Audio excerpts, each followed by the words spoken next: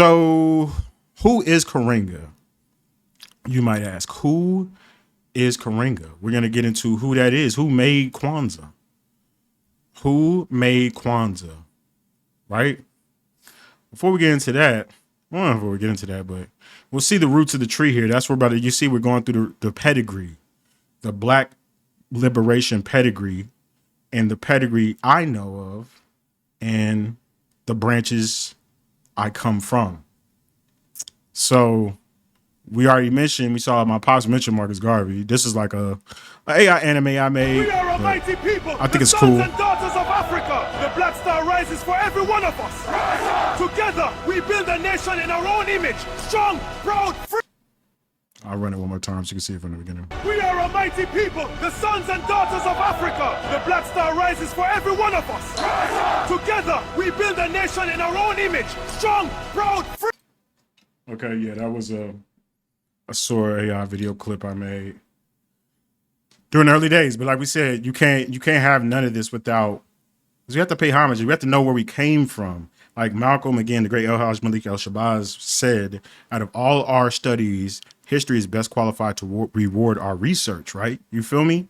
And, you know, if I were happy I was around me, somebody say, teach, brother. You know, Malcolm comes from Marcus.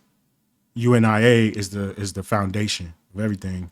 And then we have the good brother Malcolm, as we'll see here, and a direct connection to the actual creators of Kwanzaa, which is Maulana Karenga, but us, which we're going to talk about, which is important because I think you don't have Kwanzaa without us. I think you don't have, obviously you don't have Maulana Karenga without us.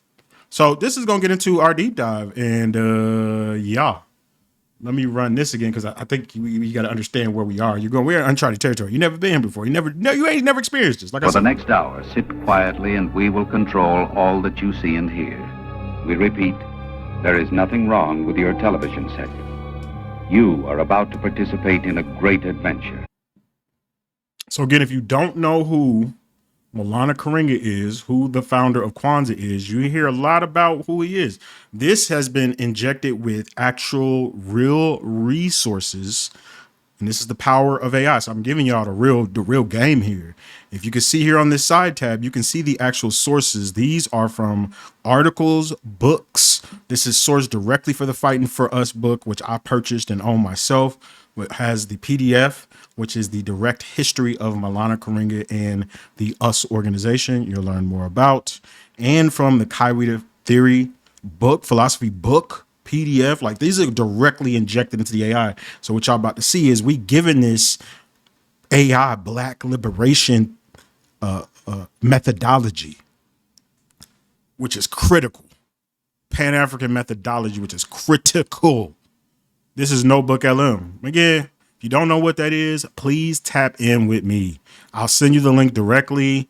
Awful could link it to Notebook LM training. I have quick little guide walkthrough I have on why it's the best research tool that exists. It's the most important AI tool. I linked it as my number one, my top 5. And if I could switch out of Black Righteous Space, I could show you the top 5. But again, I could take y'all over the place. We gotta stay focused. So this is using real research, and it's just injected into the AI and interpreted in a way based off of the prompts I've given it to present this information. So here we go. And I might speed it up depending on how it sounds slow. Today, we are going to try and crack the code on a figure who is, without a doubt... If you don't know who Maulana Karenga is, here we go. Okay, I might have to reload the page, which is okay. That happens. Let's do it. Okay, here we go. All right, today we are going to try and crack the code on a figure who is, without a doubt, one of the most brilliant and controversial minds of the Black Power movement. We're talking about Dr. Maulana Karenga. Yeah, I might speed now, it up. this Let's is the speed it man up who just a gave the little world bit. Kwanzaa, a holiday celebrated by millions. You tell me if y'all don't like it fast, but I kind of like it a little bit faster. But he's also a man who was sent to prison for torture. So how do we even begin to... Yeah, so see what they say, he's sent to prison for torture. So again, what does that mean? You hear a lot of people say Kwanzaa. These are all the Kwanzaa haters, or white supremacists, people who are trying to distract people away from the raw power, because it's literally like a superpower. And then the Guzu Sahib was like a superpower for human beings, man. When you tap into it, And everybody here that's here can attest to it. And that's why they're here. And that's why we understand this. But the more we can help reshape this narrative, which is what streams like this, that's using this media, use this platform, like the more we can. So again, tap in with this. It's a few minutes, but I think this will be worth it. This segment is a deep dive. So this is a true Small Eyes TV deep dive. Unpack a figure like this? How do you hold both of those truths in your head at the same time? To make any sense of this incredible paradox, we've got to trace his journey. We need to really understand the forces that shaped him, the intellectual architecture he built, and, the profound weaknesses that led to his downfall. This is the story of a visionary, a revolutionary, and a convicted felon. And it all starts with a name change. See, he wasn't born Maulana Karenga. He was born Ronald McKinley Everett. And that transformation from Ron Everett to Maulana Karenga wasn't just a whim. It was a deliberate intellectual process, a complete reinvention of the self, all designed to serve a revolutionary purpose. And before he was this cultural icon, he was a brilliant academic. I mean, look at this timeline. A natural leader, a star student, clearly on a path to become a professor. But then, 1965 happens. The Watts Rebellion. So remember that clip with that young brother from 1968? For those of you who were here at the beginning of the stream, you can see the kind of environment that some of these people, these young brothers, sisters were being shaped by, that is giving them this tenacity to create revolutionary change. And we can do that right now. We must do that right now. That's the point of this. In Los Angeles. Sorry, but yeah, interjecting. And Karenga makes this incredible choice. He walks away from his PhD program to found the U.S. organization. He chose the streets over the ivory tower. So the question is, what did he see in the ashes of Watts that the university classrooms just couldn't teach him? And this quote, wow, it gets right to the heart of what drove him. For Karenga, the problem wasn't just about economics or politics. It was deeper. It was profoundly cultural. He truly believed that centuries of oppression had created this vacuum, leaving Black Americans without a value system to call their own. And his life's work? It would be to engineer one from scratch. His solution was something he called kawaida. It's a Swahili term that he defined as tradition and... So we're not gonna let the AI butcher that. Kawida. It's Kawida. It's Kiswahili, which, believe it or not, if y'all don't know me and my bro, and like all of us who were been in this work and been from these communities, we actually kind of grew up learning kind of tidbits of Kiswahili. Like I would say probably like a kindergarten level, but we know pretty, and we still can recall it, like in Yebo, and I mean, we have like elements of Kiswahili. Like, come on, man, we had these type of Black liberation people teaching us African language. Like, I mean, y'all gonna see. Reason. And this wasn't just Kawida, not what she's saying, just Kawida. Some abstract philosophy for a textbook. No, it was a blueprint for living. He was pulling together Pan-African thought from all over the continent to build a complete, actionable value system, right here, right now. And at the heart of Kawaida, you find actionable value system. Remember that buzzword, actionable. A lot of people talk a lot of trash about Kwanzaa, but you ask them, what do you have as an alternative? What actionable things do you have as an alternative? They will have none. Find this, the Nguzo Saba, the 7 principles. And look, this is the superpower right here. This is our superpower right here. These weren't just nice words on a poster. For a community that had been systematically denied power, umoja, unity, that wasn't a suggestion. It was a survival strategy. Kujichagulia, self-determination, that was a direct challenge to centuries of being defined by other people. Every single principle was a building block for a new consciousness. And here you see the result. This is where it all started. Kwanzaa was born in 1960. It's supposed to be an image, but I don't know why it's blanked like this. So again, these are some of the random things AI can do. Sorry for that. I'm trying to catch as many of them as I can to snooze them. But again, for those, if you aren't already, if you're watching the stream and you got the app, you got to hit that follow. Because of course, you want to come back and feel more of this energy, some of this raw, never experienced before type energy, right? Just hit that follow button, and then you'll always be notified about streams like this, or just streams in the past, in the future, not in the past, in the future, back to the future. Tap in with me, you know what I'm saying? And then avoid ads. You can sub up if you like, or you can hit the Amazon Prime. I won't play the ad because I think the ad, it needs better work. The ad I have, it needs work, so I won't play it. But I have one. But yeah, this is supposed to be a picture. Not as some big AI ain't perfect, but you see how crazy grand this decree. is. But See how it was you a can small dial this gathering in in. an LA apartment. It was his Okay, bro, Biko, hit that. Yeah, man, appreciate you. Hit that follow. Appreciate y'all hit that follow, man. That way, you this is not a one-time thing. You're gonna come back. You see the vibes here. Do y'all see the vibes? Like how we having a party in an edutainment space, in a conference, in a festival. Like, come on, man, come on. All right, philosophy made real. let's get A through it. holiday literally designed to reinforce the Nguza Saba and give black families a time to celebrate their own heritage and their own values. But you have to understand, Kwanzaa was just one piece of a much, much larger and more ambitious project. The U.S. organization, his group, aimed to build a complete Us organization, not US, us organization.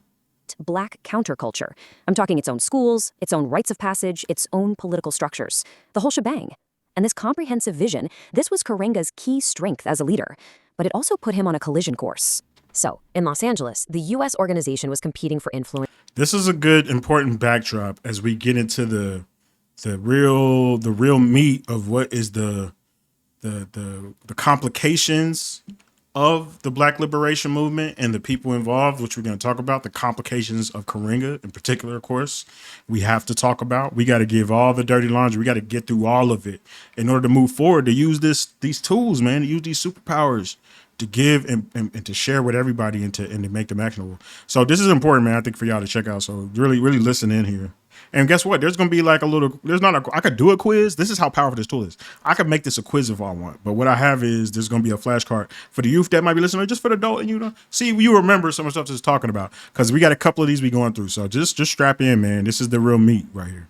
With the Black Panther Party. So And let you me can kind of rewind think of it like rewind this. it. Its comprehensive vision, this was This part's Karenga's important. key strength as a leader, but it also put him on a collision course. So, in Los Angeles, the U.S. organization was competing for influence Us. with the Black Panther Party. And you can kind of think of it like this. Oh yeah, sorry for y'all in the ads. Y'all have to let me know if you have a commercial. Let me know, and I'll pause it as best I can, because I can't. Again, I'm multitasking. This is a full broadcast, man. Like, I'm Truman showing, and I'm like running the entire experience. You feel me? So it's all of that. So I did just snooze it. I'll snooze it again. I just snoozed it, but y'all either have to let me know, you have to communicate. That's why this is a full body experience. You know what I'm saying? It's sensory, audio, visual, and then tactile. You're hitting your keyboard and you're connecting and communicating in the chat. So appreciate you, good sister Soraya. I'll try to pause it. But what's dope is with the stream, y'all can go back and rewind. This is going to be a VOD. So VOD is video on demand, for those of you who don't know that. This will be a VOD on this channel that you'll be able to go back and rewatch and share. And I plan to package it and potentially put it on YouTube. We'll see. But, YouTube is, I love YouTube, but my channel, this is my space. This is the platform right here. Small House TV is ground, is the foundation, is home base. Digitribe home base. Okay, so let's get through this, y'all. Let's try. Karenga's cultural nationalists believed you had to decolonize the mind before you could have a real revolution. Okay, so And you can kind of think of it like this. Karenga's cultural nationalists believed you had to decolonize the mind before you could have a real revolution. So decolonize the mind before you could have a real revolution. Okay. But the Panthers, they argued for revolution now through class struggle and community survival Class struggle. programs, like free breakfast for kids. It was a fundamental clash over the very soul of the movement. Tangible. They want, get through it. Essentially, people first and then methodology later. Whereas the US organization, Karenga, is revitalize the mind and spirit first, completely, totally. And then we can get to the revolution. And it tragically Or boiled trying to do them simultaneously. This is, again, reducing it. This is synthesizing it. So this is what it is. This is synthesizer. This is synthesizing this information, trying to make it palpable and digestible in this kind of quick experience in this, landscape. You know what I mean? over at UCLA, leaving 2 Panther leaders dead at the hands of U.S. members. That So tragedy this is about the death, the people who were killed. There was murder involved in the Black liberation struggle, of course, but infighting murder that occurred, which we will deep dive, we will get into. But let's just let the AI talk about it, and then I'm going to get into it as well. mental clash over the very soul of the movement, and it tragically boiled over at UCLA, leaving 2 Panther leaders dead at the hands of U.S. members. That tragedy at UCLA, it exposed So us members killed a Black Panther.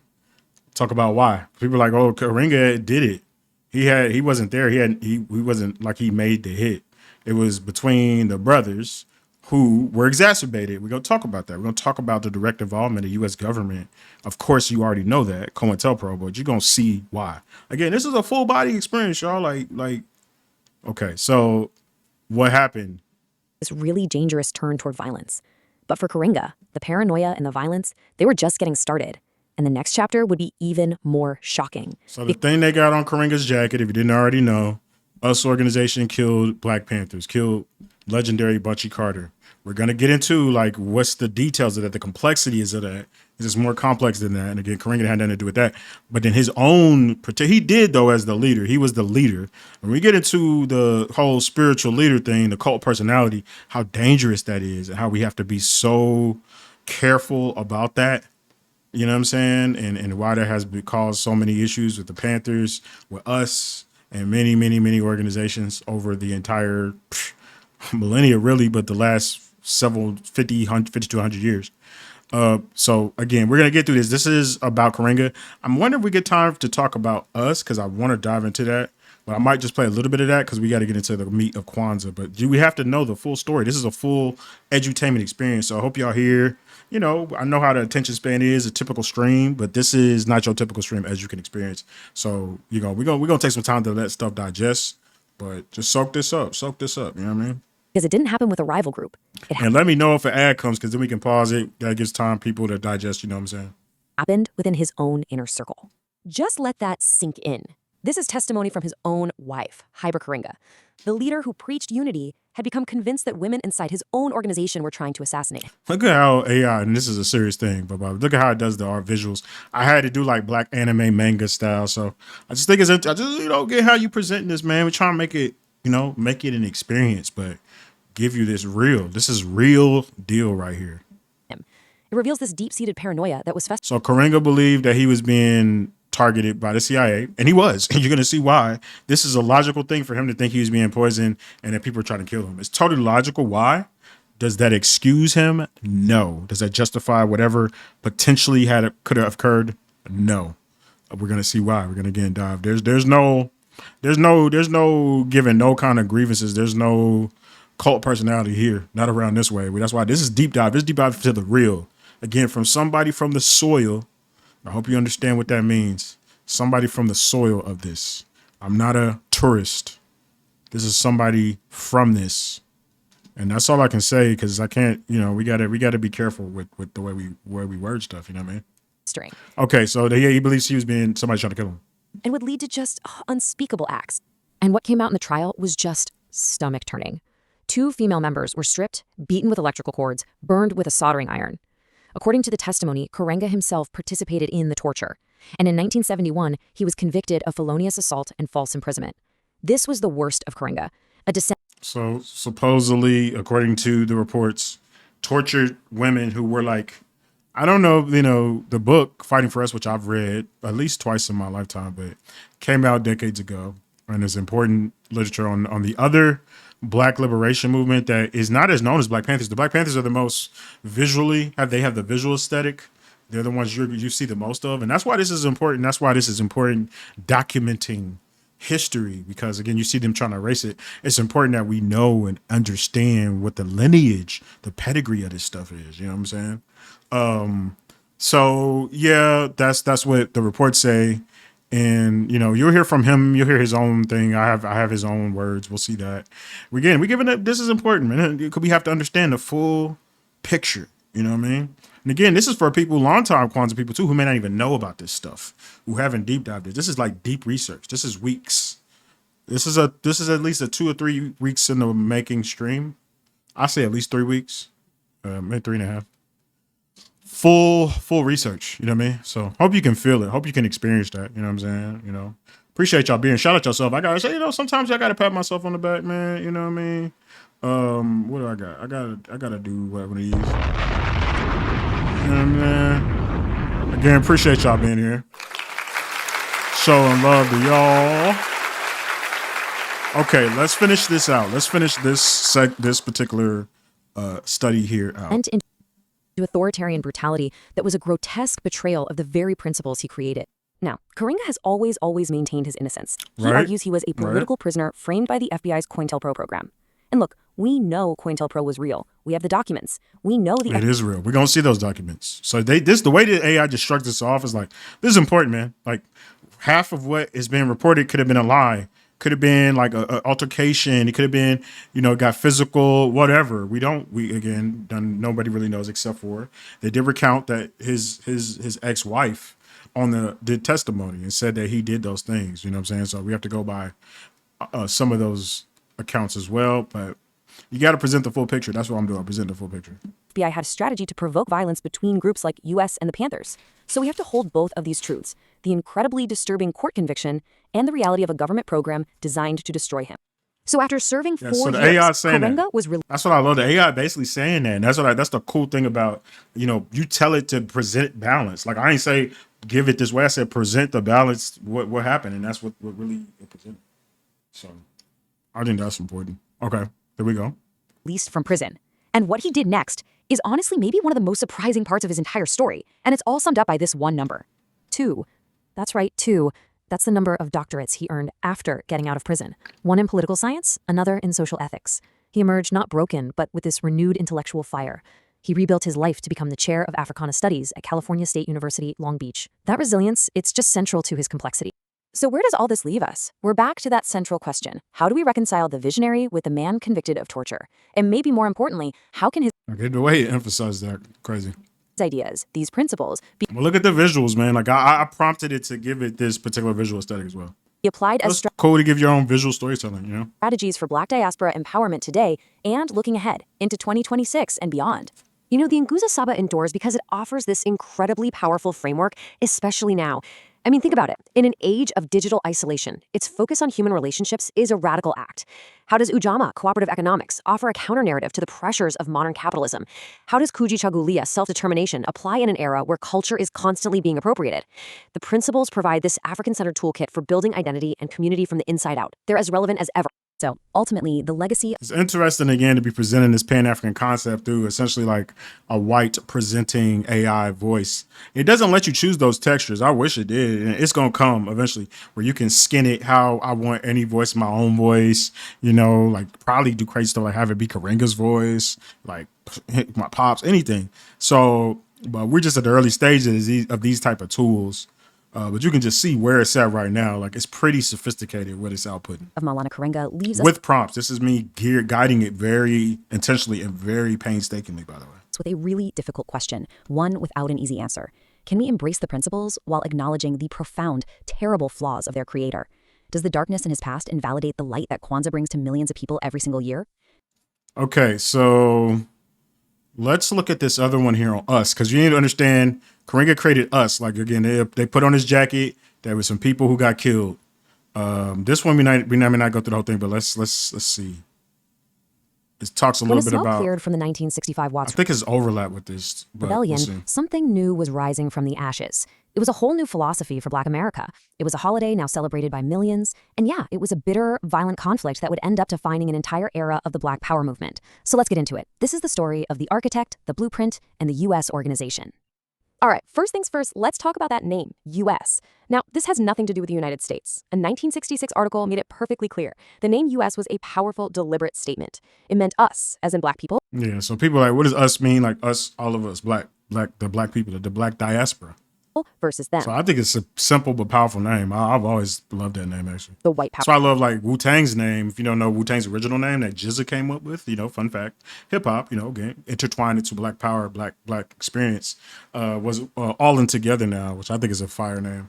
Wu-Tang is incredible, but All In Together is a fire name too. Our structure. You see, right from the jump, Very similar to We All Pulled Together, Harambe, right? the name itself was a declaration of unity. So let's set the scene. It's Los Angeles, 1965. For 6 straight days, the neighborhood of Watts just burned. And when it was all So like a lot of these people came, like how did these people, it's like people's origin story. Karenga's origin story was the Watts burning, the Watts, which started so much, right?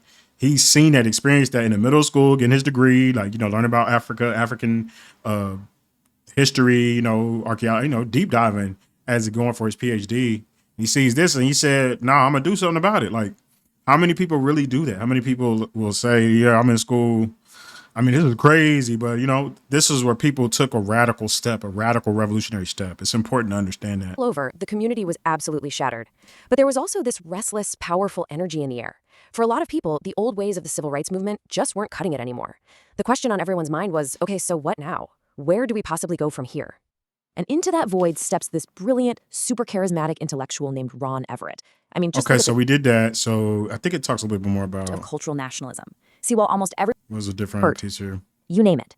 And right at the very heart of this entire blueprint, We talk about Nguza Saba because we're gonna get into the we have Kwanzaa. Kujichagulia, or self-determination. Yeah, This is the radical we're gonna get into the Kwanzaa. the complete Okay, so yeah, but let's look at this. This is a cool thing before we get back into Black Righteous Space, and we're gonna deep dive more about Karenga. This has the option just again to show you more about this tool, like the powerfulness of this tool, bro. Where's the card? I know I already had the card. Where's that? Or did I do it for Karenga? Yeah. Is it? I thought I did a flashcard.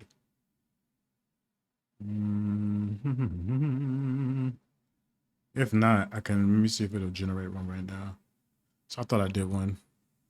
So this gives me the ability I can just generate this flashcard, which is essentially like a game. This is what it be. This is an edutainment interactive experience where to quiz what the presentation just went through. So like how you can retain what you just talked about. Because it's like, oh, that was a lot of information. Like, how do I digest that? How can I ingest that?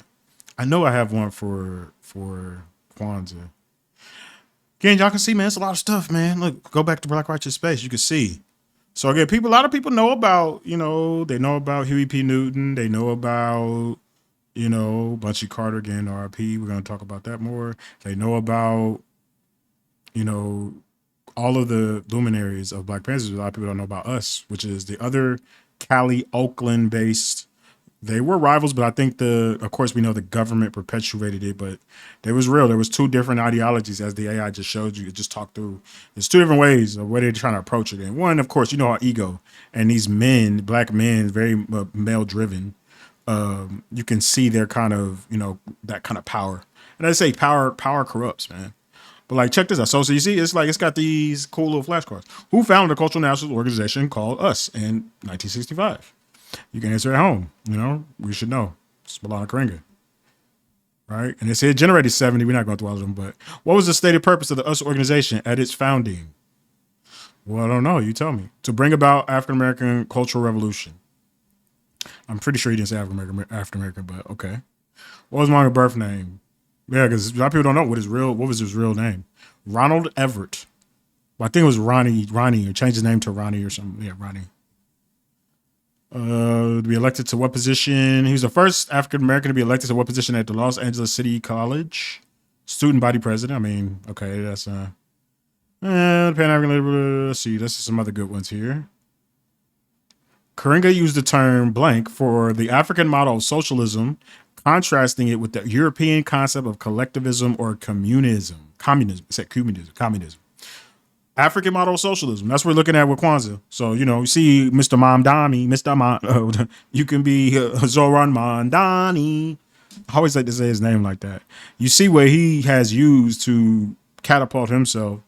And, we've had these tools right in front of us, man. And people just want to go with the regular status quo.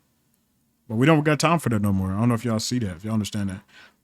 For the African model of socialism, what do you think it is? I don't know. Can y'all answer it? Y'all could answer in the chat too if y'all want it. Communalism is this term. We're gonna the third principle. What's the name of the? Oh yeah, what was the name of the 1955 conference of Asian and African American nations that inspired Malcolm X and Karenga's concept of unity? We didn't talk about this, but again, it's sourcing this through this data. The Bandung Conference is pretty important. Let's see a few more here. But you can see that's just generated on the fly, y'all. Okay, so before we get into Kwanzaa, because we of course have to dive into Kwanzaa, we have to get into again the origins of the community behind the Kwanzaa. And of course we'll talk about the legacy, my personal legacy, connected to Kwanzaa as well. Dr. Boyka Tway. We're going to get into the community soon because we are getting near community time. So I'm very being conscientious of time. We are doing pretty good. We're doing pretty decent. We'll probably need a little bit more time though. We need more time for Kwanzaa. So we'll bleed off because we gotta dive into Kwanzaa. That's a big deal to go into some of the important elements for some of y'all brand new to it. Some of y'all might be brand new. Some of this might be a refresher. And I got stuff for y'all, man. I told you I got stuff for y'all. I'm gonna link it in the chat.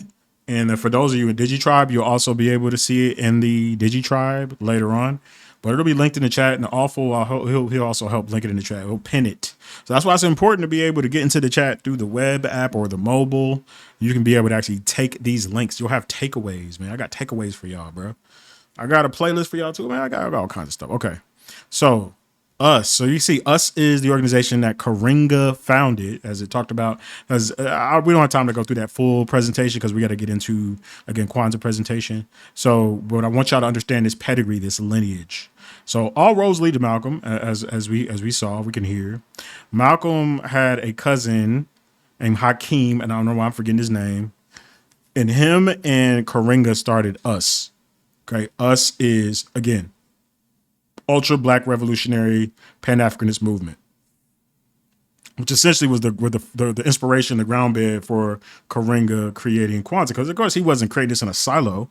Like he had all these people, brothers and sisters around him, he's absorbing and pulling from along with his studies to create this environment. So, you know, again, nothing is created in a vacuum. So yeah, these are rare. This is rare stuff, rare photos right here. We're gonna have a little time for a little break too, because again, this is a journey, y'all. This is like a full digi vibe experience, full digi body experience. You know what I mean? But yeah, these are some of the people in us, Karenga. But if you did not know, there is also Amiri Baraka, who was a leader. You don't know who Amiri Baraka is? Go Google search or use AI to give a little, because we don't unfortunately have time to do as much of a deep dive. But I want to give y'all this knowledge, you know, on the real source, the real roots of the tree of the people behind Kwanzaa. You know what I mean? This Amiri Baraka, he had short leadership within us, but I think it's important to just hear from him. You know, the nationalist is interested in the control of land and space. You understand that? If what you're talking about is not seeking to control space, land, then you're not talking about national liberation. You are talking about another form of white control made slicker for the 70s. The control of land and space. Check Malcolm out again, what he said. It's about land. It's about space.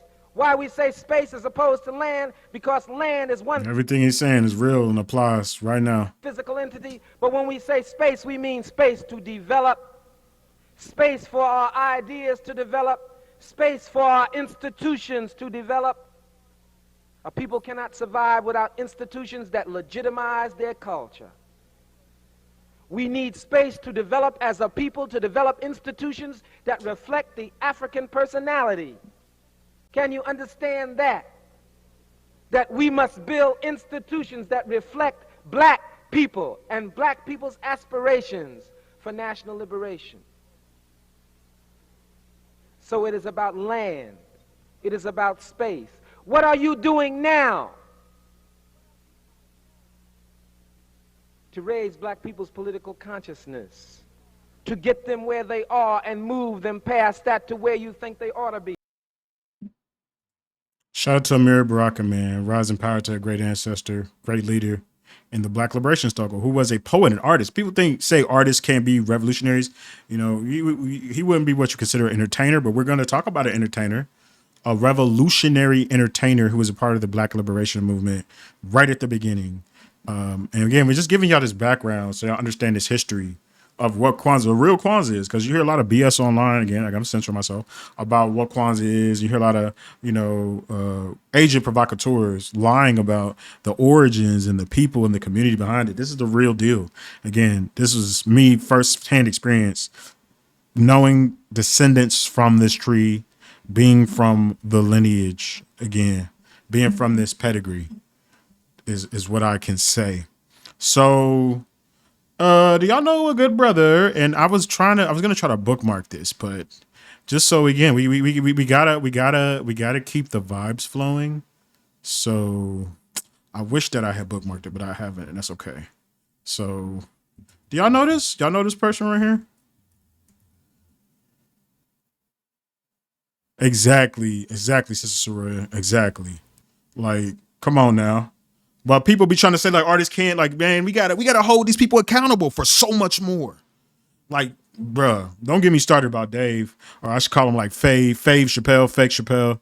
He got to take the RBG out of his flag. He has to take the bandera out of his logo. And I think I might start a petition, but I know I might not get that much to get him to change that and take that out, because he is a fake Pan-Africanist. He's a fake, just like Dr. Umar. These people who are good, they look good and they present it well, but they're scamming, they're grifters, man. They aren't doing nothing. Anyway, y'all know this? Well, let's vibe out for a second. Let's vibe out. Let me turn it up. Let's vibe out, man. Hope y'all having a good time here. You're learning something, you're soaking up energy. You know what I mean?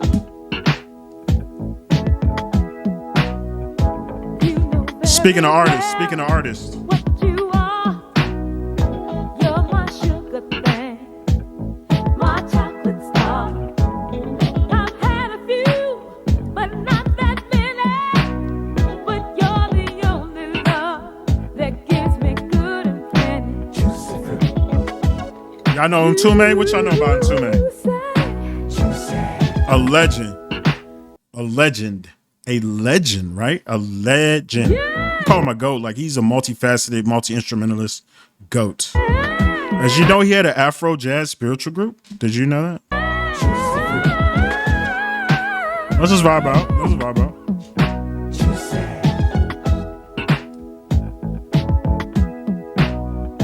Candy rain coming down, taste you in my mind and spread you all around. Here I am, oh, this love's for you. Hey, baby, 2026 is here, y'all. 2026 is here. You gotta strap up, man. Strap up with the tools. With the real tools, you know what I mean?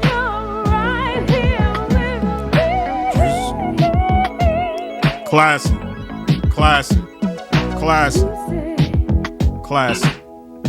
Ooh. Cherry blossom kiss, what you giving makes my body rock. I mean, GOAT, right? Like, I mean, just goated music. So this is this brother right here. And this is in the book Fighting for Us. This brother in a early Us class, 1968. So Mtume comes from the Black Liberation, directly from the Black Liberation Movement.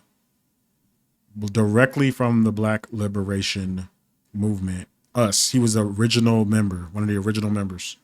Mtume. The one who made Juicy that Biggie sample, like, it's Black liberation in the DNA of this music, y'all. Do y'all feel me? Do y'all feel what I'm saying? Like, I don't know, man. Throw y'all.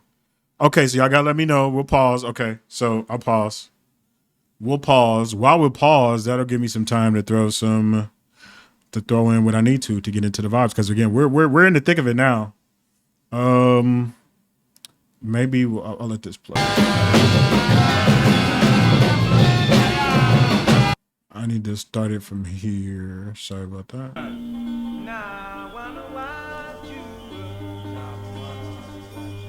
So, okay, I got that queued up. We're going to just pause for the calls to give everybody some time. I've been snoozing it, but again, I can only snooze them so much, man. Y'all want to avoid the ads? Okay, you're back.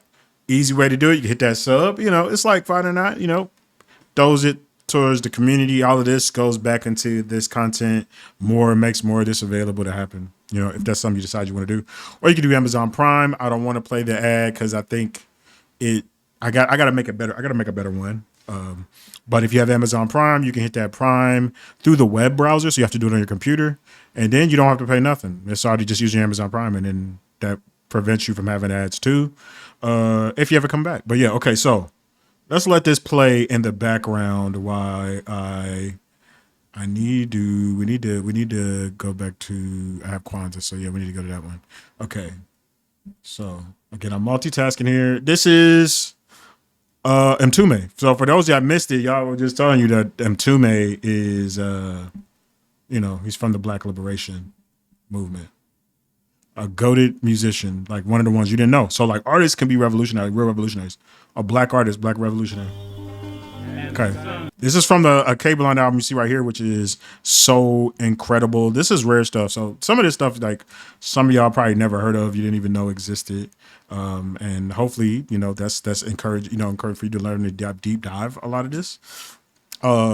This is a rare Afro spiritual jazz album. It's out of print. You can't find it nowhere. It's not on streaming. You can barely even find it in vinyl. I would love to own this. I'm gonna get some shirts made. Let me know if y'all interested. I'm definitely getting one made for my own. I get a lot of custom stuff made, and then I'm gonna do something special. I think I might.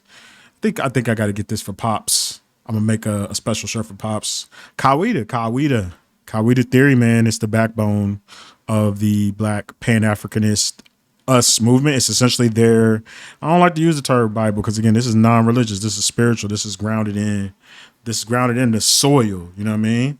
Exactly. The Black Arts Movement.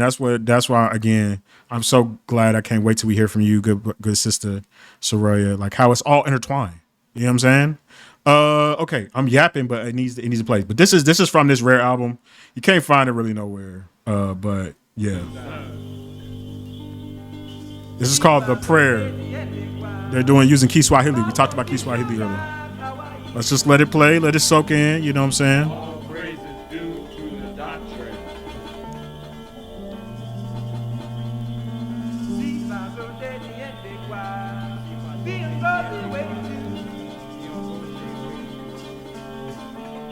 All praise is due to the leader.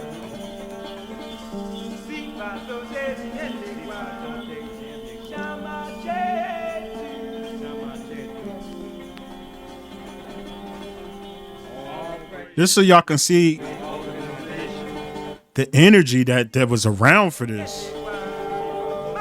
Like the press don't give it to you what was really like the vibe. This is mystical stuff, man. This is Black spiritual mystical stuff. They was making this while being Black revolutionaries, y'all. Like just so I'm gonna let y'all soak it up. I'm gonna move. I'm gonna sit down. 'Cause I've been standing. I got a standing desk, so I'm gonna sit for a little bit, just for a little bit.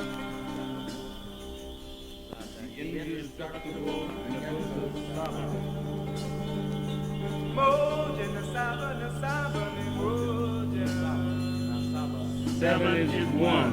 One is seven.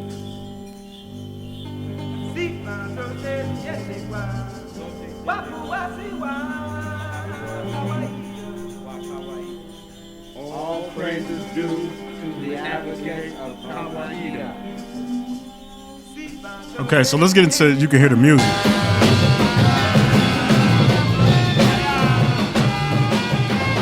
Definitely is free jazz. Be warned, it's free jazz.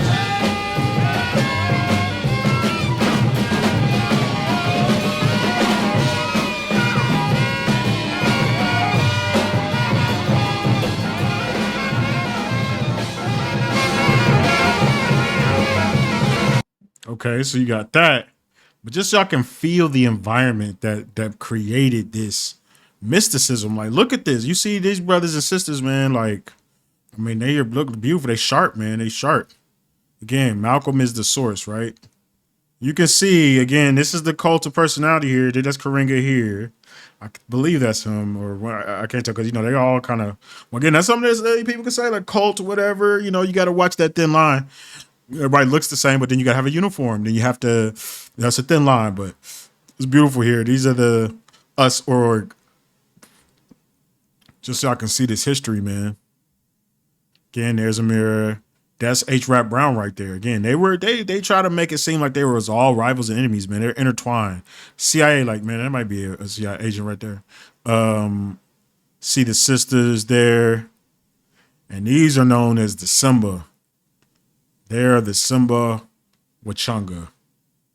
And, you know, that's all I have to say about that. Us, you know what I mean?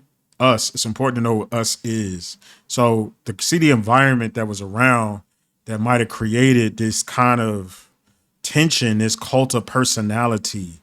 You know what I'm saying? These folks behind a lot of that. You feel me? We're gonna get into that, but let's hear another quick tune. I just want to give y'all this culture, man. This is another quick tune. This is from the Kawida album. Now this one is a little bit more easily available. And again, incredible Afro spiritual jazz from Mtume. This features Herbie Hancock. So Herbie Hancock re-released it. So you can find it. You can just got to Google it online. This is the song, the record Malana. This is a whole like almost like a spiritual invocation to him. Like this, is the environment that was around this. Like, yeah, just give y'all this culture. Let's soak it up.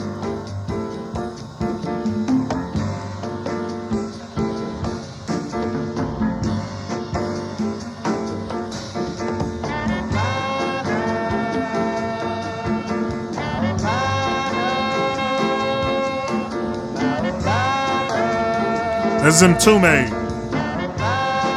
Herbie Hancock.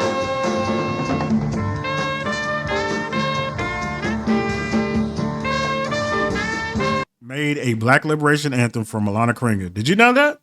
You know Mtume, one of the great Black artists, made a Black liberation anthem for Malana Karinga, creator of Kwanzaa. You didn't know that. They didn't want you, they try to bury that from you. You feel me?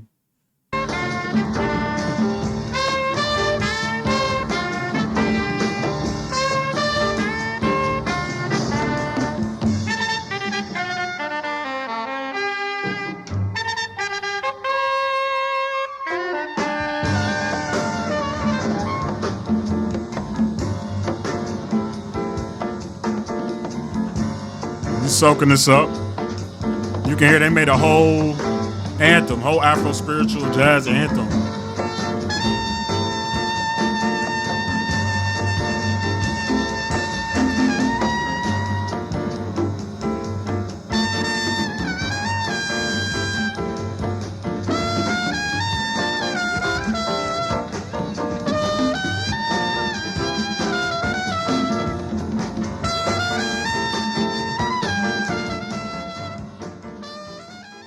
All right. Y'all stay here with me, man. Give me some W Kwanzas in the chat. Give me some W Kwanzas in the chat, man. As we're deep diving, man. Y'all ain't expect this, right? You know what y'all thought. I don't know what you thought, but y'all ain't expect this. Okay, so we got to get the why. We're in the what and the why. Like, why Kwanzaa? We got to know our past failures, man, so we don't repeat them at all. You know what I'm saying? So we don't repeat them at all. Okay, so what really happened, man? This brother, I think, gives a nice summation of what really happened. What was exchanged between the Panthers and the US organization. What was exacerbated? Let's get into that real quick. It's playing it on the wrong screen. And that's okay. I'ma float it over here. Okay. There's a real story, man. This is a good deep dive. Okay. So let's check this out. Shout out this good brother here who made this, a history with no chaser. 103K. So he getting his bag. This video only has 6.4K views, but he's getting a little bit of money. But over 103K, you monetize. So shout out to that brother. This is an extended video he made.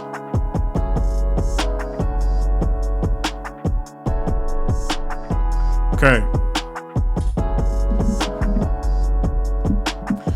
Beginning in 1969, leaders of the BPP, Black Panther Party, were targeted by the COINTELPRO and neutralized by being assassinated, imprisoned, publicly humiliated, or falsely charged with crimes. So what they try to do is erase this. They try to wipe out this tool. They're still doing it today, and now they don't think of it as a joke because Kwanzaa has been commercialized. That's why we have to reclaim it. That's the whole point of this. We have to reclaim it, take ownership of these tools. Of this power, this superpower we have as the Guzu Saba, they'll take ownership of it, right? That's the whole point of this. They try to neutralize. So that's one way to think about it or to look at as we get into some of the evidence here. People say assassinated, right? But again.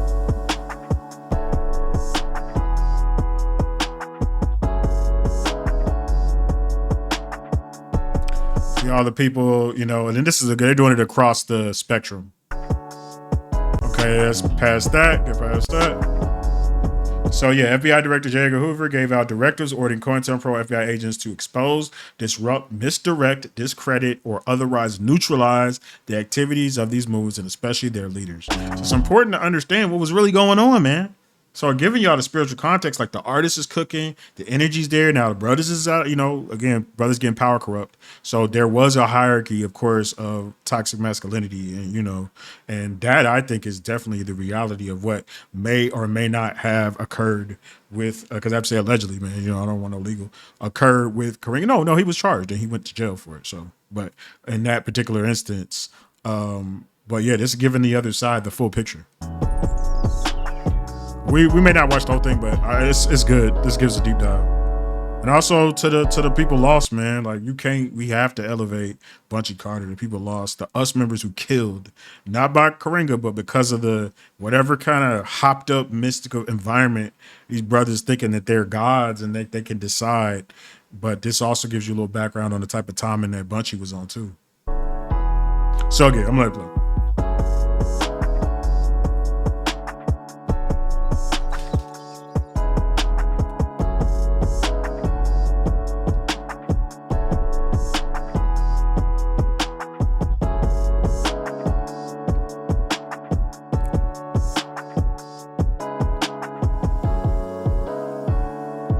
Yeah, so it came out that they did this. They intentionally set the Black Panther Party and us organization against each other. So this is some of the fallout, is the smearing of Karenga's name, and to what degree of the truth we will have to assess, and we are assessing.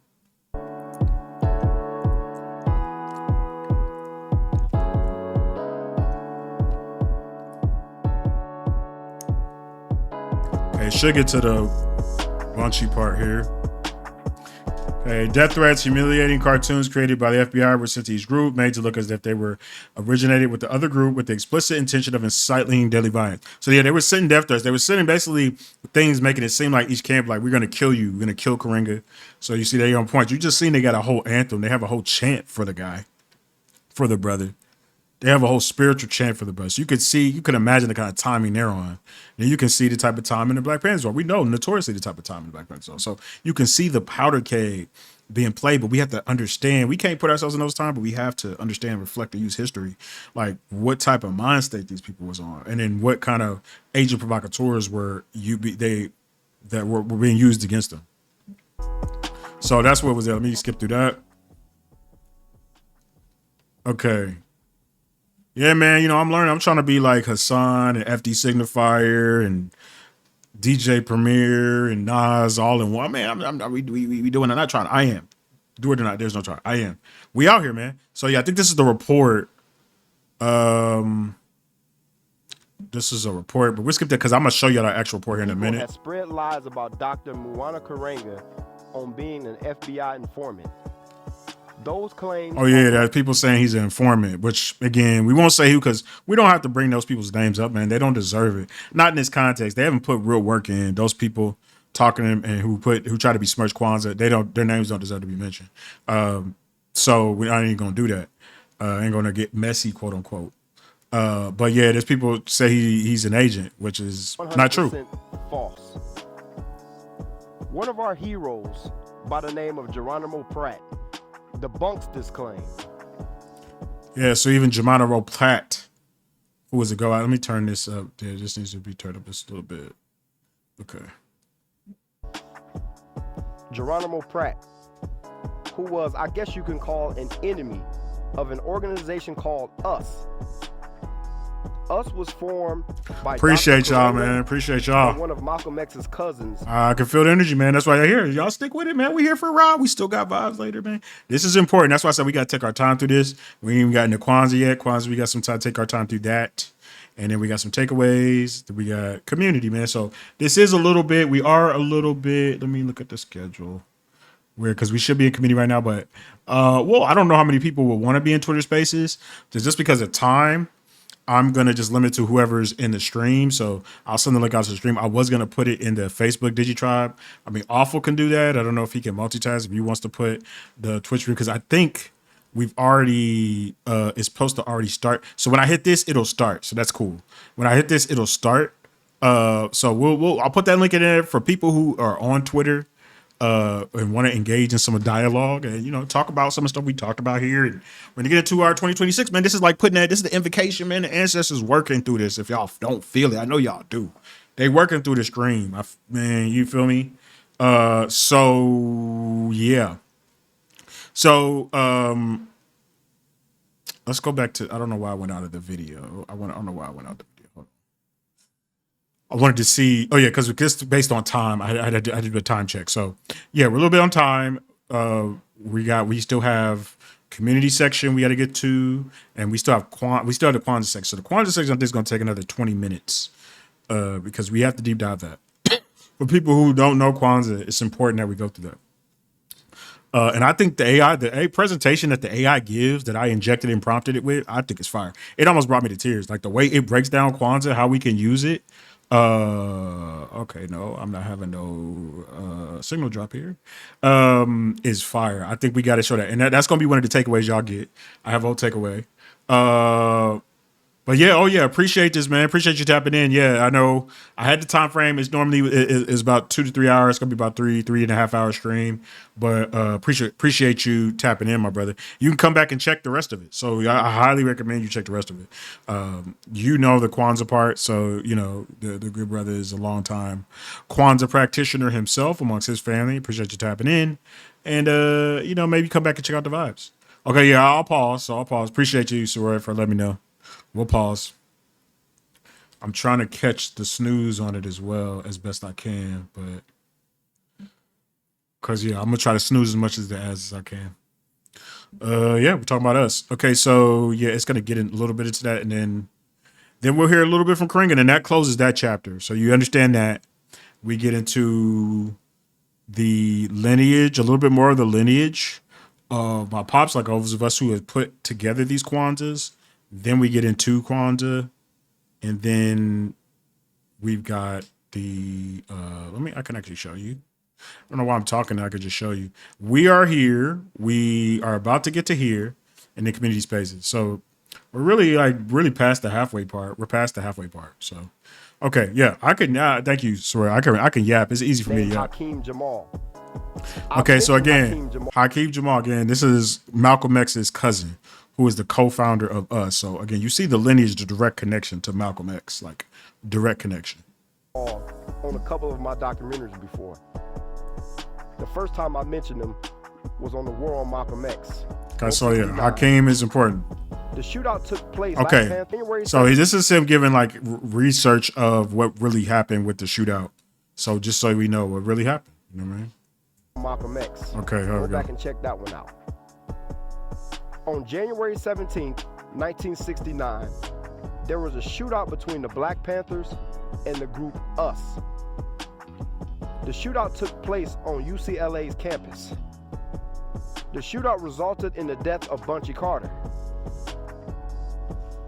Bunchy Carter was a Black Panther and was a good friend of Geronimo Pratt's. Now listen to what I'm about to say verbatim from the mouth of Geronimo Pratt himself. We consider Karenga's Geronimo Pratt, a Black Panther. So these are people certified. So you hear a lot of people who don't know what they're talking about who aren't certified. So again, this is all certified. This is from the soil. This stream is from the soil. If you don't, let me say that again. This is a certified from the soil stream. US organization to be a cultural nationalist organization. So we have a common denominator. We both are nationalists. We never had antagonistic contradictions, just ideological contradictions. The pigs manipulated those contradictions to the extent that warfare jumped off. Truth is, the first casualty in war, it began when they said Karanga was a rat, but that wasn't true. Bunchy Carter and John Hoggins' death was caused by an agent creating a disturbance which caused a panther to pull his gun out. Yeah, so some agent provocateur, maybe in us, maybe in the Panthers, we don't know who, but they were the US members killed them. So, and then one of the US members fled too. So, like, I think that's very cowardly to fly, even if you know it's like you're being charged in, white supremacist space. But rising power to these brothers, man, revolutionaries on all sides, man. We have to shine light to that. You know what I'm saying? So, some people dropping off, but people come in, come out. You know what I'm saying? This is once of a kind. You never seen this before, so you really don't want to miss this. You know what I'm saying? Live, you come back and check the VOD. So it's available to you. I'll have highlights. But you don't want to miss this. Where else are you gonna get this, man? Like, I'm just saying. which subsequently Rising power to those brothers, man. caused us members to pull their guns out to defend themselves. So yeah, somebody pushed them, and you know, Bunchy Carter was a serious dude. so this gives you a little background on who Bunchy was, real quick. Bunchy Carter was out there in LA turning gang members into revolutionary cats. If you don't know the Gang to Revolutionary Pipeline, a lot of those people were in the Black Panthers. Some of them were in us.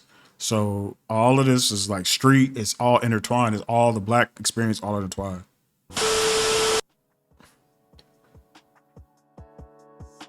Yeah, like Bunchy comes from the Slossons, man. Like from the real gangs, like real gangs. I don't know what derivative that is of the of the Bloods and Crips. I don't know. Well, somebody from Cali from the soil might know. I don't know. So he was a seasoned street dude. You know what I'm saying? So who knows? It could have been anything that could have set him off, man. It's a seasoned street dude that pivoted to revolutionary.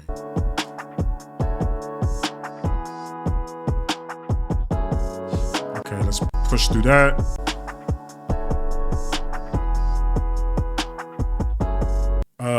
Okay, yeah, so he converted to NOI. Oh yeah, so this is like his journey. He converted to NOI, he met Huey, became a revolutionary, and then he formed the Southern chapter. So he's a big deal. Like Bunchy was a big deal. That's why it's a lot of people in Cali that don't mess with us, and I understand it, man. It's like somebody killed one of their leaders. It's a big deal. It's important to understand why this is a big deal. We can't repeat none of this. Okay, so it just shows that, and yeah, man, he's just said he's not directly responsible. He's indirectly responsible because of the environment created, like this that allowed for it to get to this point, that allowed for an agent to get in there, like, but yeah, they really trying to kill you, man. F them.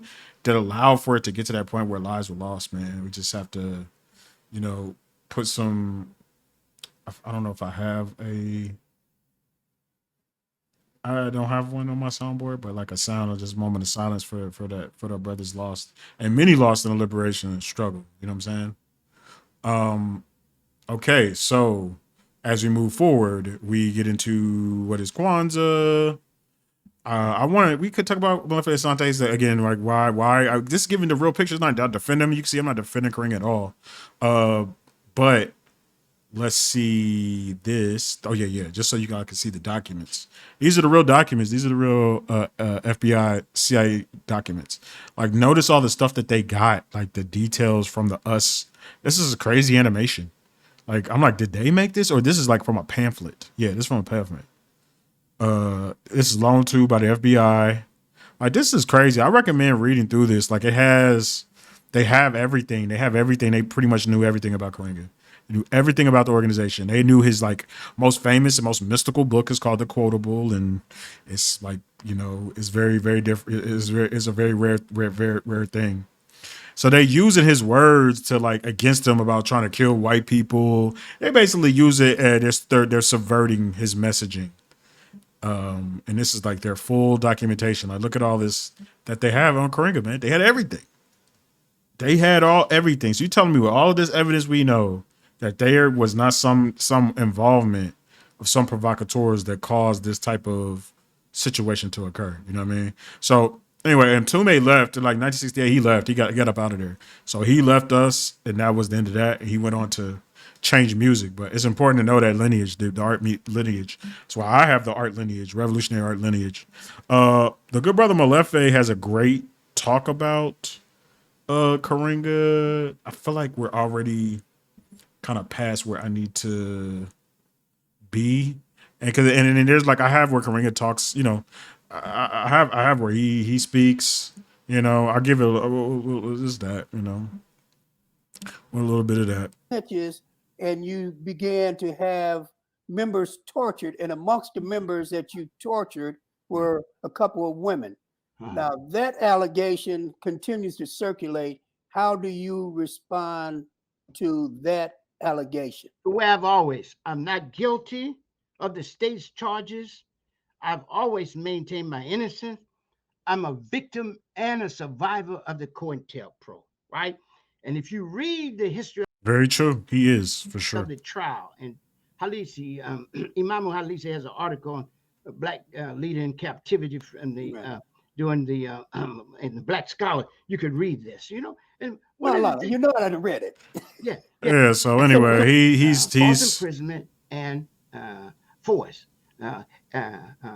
So the reality is that I'm sacrificed, and the history of this is that it's a rare brother and a sister. I think that you can hear more about it. You can go check out. You can look at this. Go see some more of his word. I think the reality is it's complex. That he got obviously drunk on power at some point. Things went awry. He might have taken some things too far.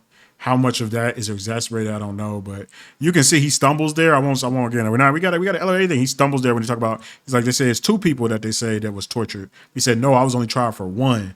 So it's like.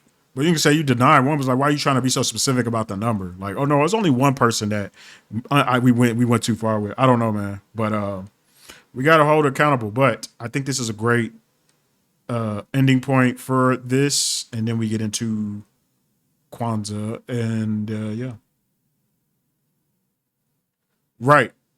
Why they let him live? I mean, yeah, because they say he says in that clip how much they tortured him and how much they they might have felt like they broke him enough to where it's like, oh yeah, we broke him. Like we had him. Seemed like the US organization killed people. So the Black Panthers have basically can't have help invalidate them, which pretty much happened. That's why in Cali they lost a lot of steam, and they had to spread. They spread across the country, and we're getting to that. They spread and evolved, and people left obviously because it was going too much. It was getting too intense.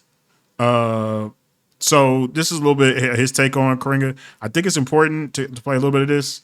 And then we get into a little bit more of the lineage, and then Kwanzaa. Because, yeah, I think no. We'll do the lineage after the Kwanzaa, because then after the lineage we get into the chat. Because I think that's important to end with chat with the last talks, and then DJ vibes, man. Yeah, we're good for time. I mean, hopefully y'all if y'all y'all might have work tomorrow. This will really be done by like 9:30. Got another hour and a half, and that includes like the DJ vibe. So, I'm always here for a good time, not on time. We try to make this efficient, but this is all important information, man.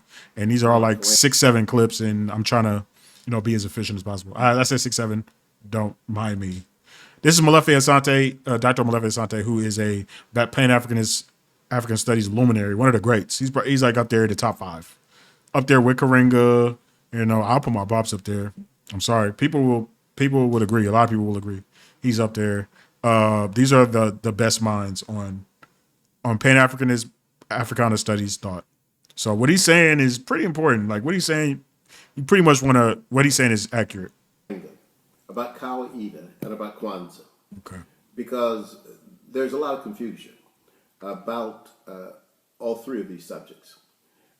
Dr. Maulana Karenga is the leading philosopher of Kawaida, one of the 3 most popular or well-known philosophical systems developed by Africans, I think, in the last 50 years. I'm including in that, of course, Afrocentricity and negritude and Dr. Karenga's own philosophy. Yeah, he's including his books as well. I'm gonna try to speed it up just a little bit. That the fundamental crisis in the African world, wherever let's we do go, like 115. whether on the continent of Africa itself, whether in Colombia, in South America, or Brazil in South America, Ecuador, wherever you have African people, in Jamaica or Trinidad or the United States or Haiti, wherever you have African people, the fundamental crisis is cultural.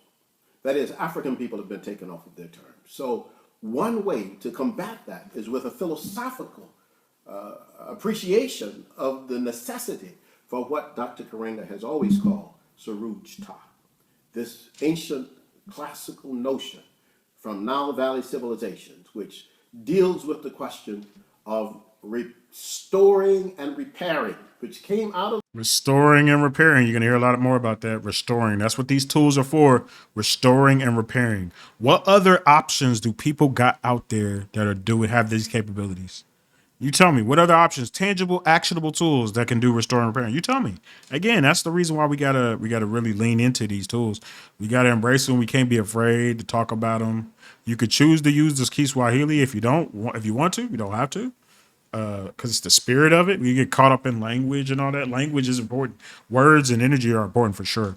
But we got to move different. We got to evolve, but also take the tools with us. You know what I mean? But Molefe be spitting, man. Dr. Molefe be spitting. So I think y'all should soak this up. The fact that every year the Nile River overran its banks and flooded in a great inundation. And then when the water subsided, the people had to repair and restore. Well, this is the notion of justice and the concept of justice, whether we speak of it in terms of social justice or economic justice, in terms of cultural justice. African people, according to Karenga, had to deal with this question of restoration. And so part of restoration in the Kawaida philosophy, which is, of course, a philosophy based fundamentally on our classical traditions, the best that Africa has to offer, means that what we have to do is to sometimes recreate what has been replaced, or we have to restore what was destroyed. And so when it comes to holidays, for example, mature people always have holidays to reflect their activities, their events, their Important, which is pretty much what this is. The reason why we got to do more things like this, we need these type of tempo moments where they can be multifaceted, edutainment, important, galvanizing, networking, strategic, but also celebratory. We got to kind of be able to multi-use the tools. And this stuff allows us to do this virtually. You know what I'm saying? So imagine we can grow this. We get more larger community. And again, don't matter about the numbers, 7 or 7,000 as we grow it. Like we get people executing this. We can do multicultural across the globe type Kwanzaa experiences, or just, again, we could do 24/7, 365, because Kwanzaa and Nguzo Saba is 24/7, 365. You feel me? Again, I think it's important. Molefe spitting. Let's let him finish. their significant personalities and so forth. And so Kwanzaa comes out of that tradition. Now, it is not true, as some of the enemies of Dr. Karenga, or I should say, some of the people who are in opposition to the notion of African people restoring and repairing the cultural crisis in the African community, people who are opposed to that, some of those people say, well, you know, Kwanzaa really is too much like a European holiday, or it's too much like a which a lot of people say, too much a lot of like people say Chinese holiday, or whatever. When they don't understand that people who work with culture understand that all holidays are created. There are no holidays that are not created. That's why they exist. They exist because people created them. Right. Somebody had to. Right, which is like when you hear people call, just like look them in the face and say, "You're dummy sauce." Like, well, it was created. Like everything was I have created, to say- whether it was 100 years, 200 years ago, 300. Like, come on. Okay, we're going to celebrate this, and this is the way we're going to celebrate it. The fact that Dr. Maulana Karenga, an African person, decides that this is what we should do, and we ought to do this, and makes a rationale for it, one that is so significant that more than 40 million people throughout the world practice Kwanzaa. So that's the other thing they're trying to let you know, that there's a lot of people that are behind this movement. We just got to galvanize, completely get together collectively. This is another example of that. More people doing it. Okay, I'll pause. Example of more people doing it. You know what I mean? We'll pause for the cause, y'all. Hope y'all feeling good. We're a little bit past the midway point, and we're getting to Kwanzaa next, and then we'll save more lineage because we have to finish talking about lineage. That stuff is important. Pedigree is important. You understand. And people are certified. These are verified people, man. You know what I'm saying? Whether it's like, everything got some verification stuff, especially in this AI era. This is a verified, certified. Put the stamp on this stream. You feel me? But yeah, we'll pause until it's not letting me snooze. When I see the option for snooze, I hit it, but it hasn't come up in like 15 minutes. So again, give me that option, but appreciate y'all tapping in, whether you are at home or you're out and about, having this in the background on your TVs or your mobile. You can come back and watch this VOD. Come back for future streams, man. It's the last stream of the year, 2026. probably end of this week, I might do a gaming stream and just for fun, and we do those. And then we will do, y'all let me know if y'all interested on a top of the year like Zen jazz appreciation stream, but it'll really just be like my jazz picks, jazz vibes to go into the 2026 with. So not like a super deep dive because that's a lot to do. And like I said, this is like a 3-4 week stream. It took like 3-4 weeks to do. So the jazz stream, this will probably be some time before we do another one of these. But the jazz one might just be casual, like, just jazz vibes I like. So it may not be as intense, but for jazz heads, man, y'all might want to tap in. And let me know if y'all want that. Let me know. Okay, we're back.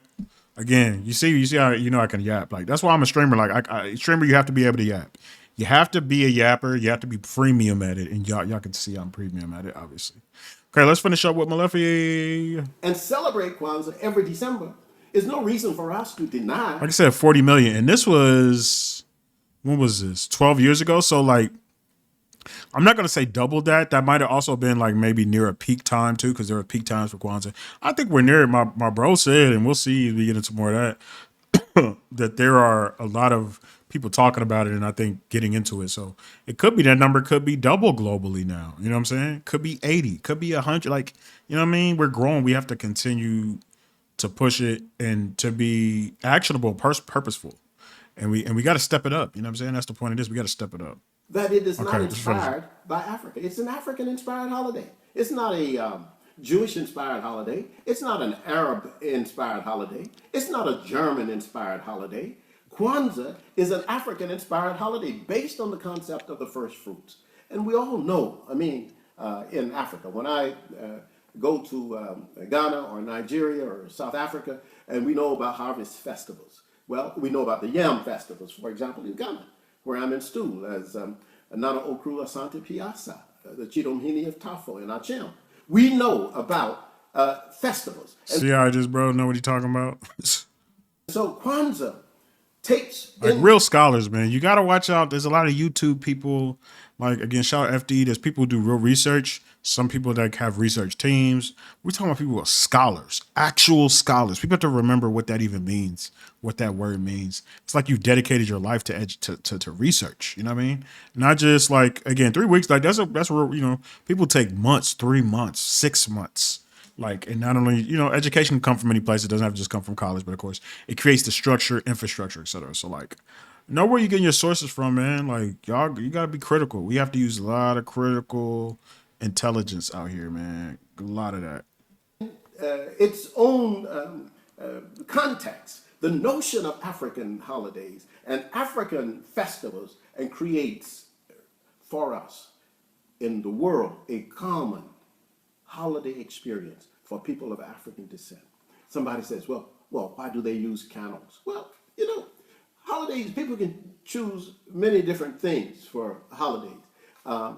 It's like saying we can't do libation because if we do libation and pouring water or gin on the ground for the ancestors or for the divinities, that somehow we can't do that because we find that the people in India did that. Or we find that the people in Greece poured libations, or that libations were poured by the Romans, or even the Chinese, or even Jewish people poured libations. So we can't do libations. No, you cannot. You can't operate on the basis that because somebody else has a form that may be similar to yours, that is your particular inspiration. The inspiration for Kwanzaa, clearly, is an inspiration that comes out of African tradition. And the 7 principles, the Nguzo Saba, even the name Nguzo Saba. Nguzo Saba. Nguzo Saba. It is a vibe. I forget the full name. That's a song from our community. Of a right. I forget the words, but Nguzo Saba. I know Awful knows it. Nguzo Saba. It's an African name. This comes out of African tradition. This has nothing to do with any other tradition. And anyone who says anything other than that, it seems to me, is someone who would like to degrade the great contribution that Dr. Maulana Karenga has made to the African world, which I believe is perhaps one of the most significant contributions, cultural contributions, made in the black world in the last 100 years.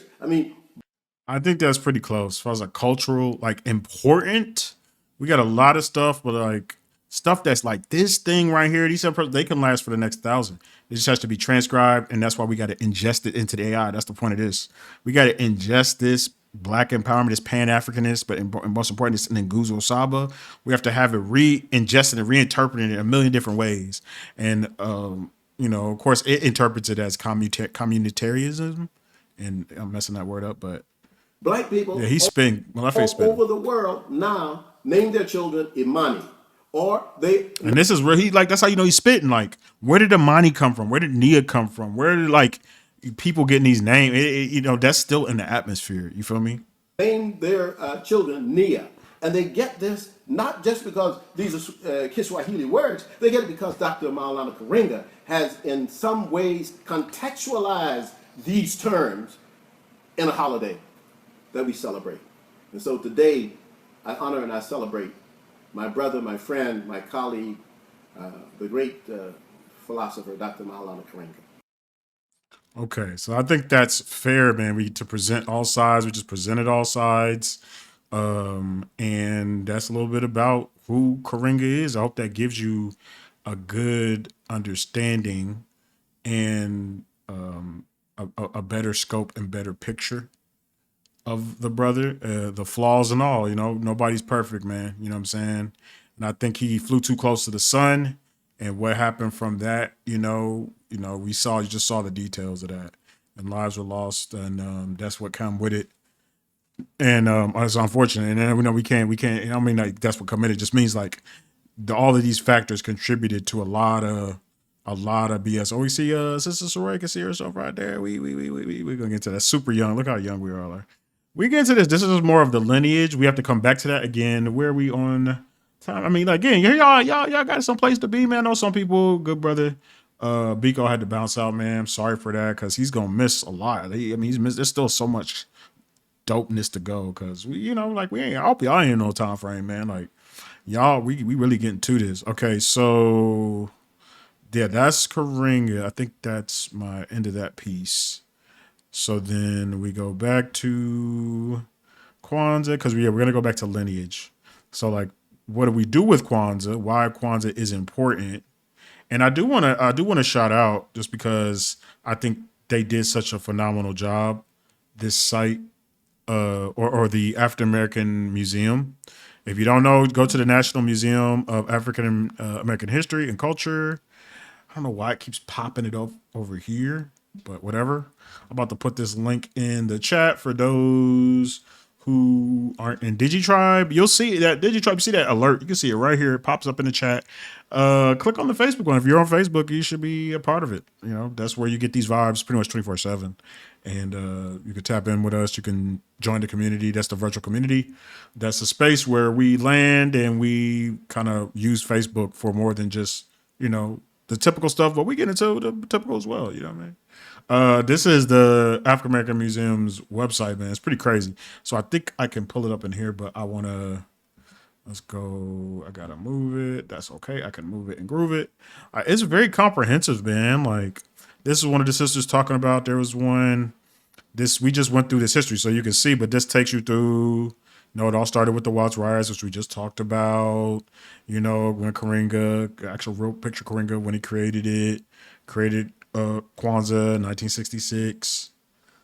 First fruit Kwanzaa celebrations, like how it grew, getting the Kwanzaa stamp, you know what I'm saying?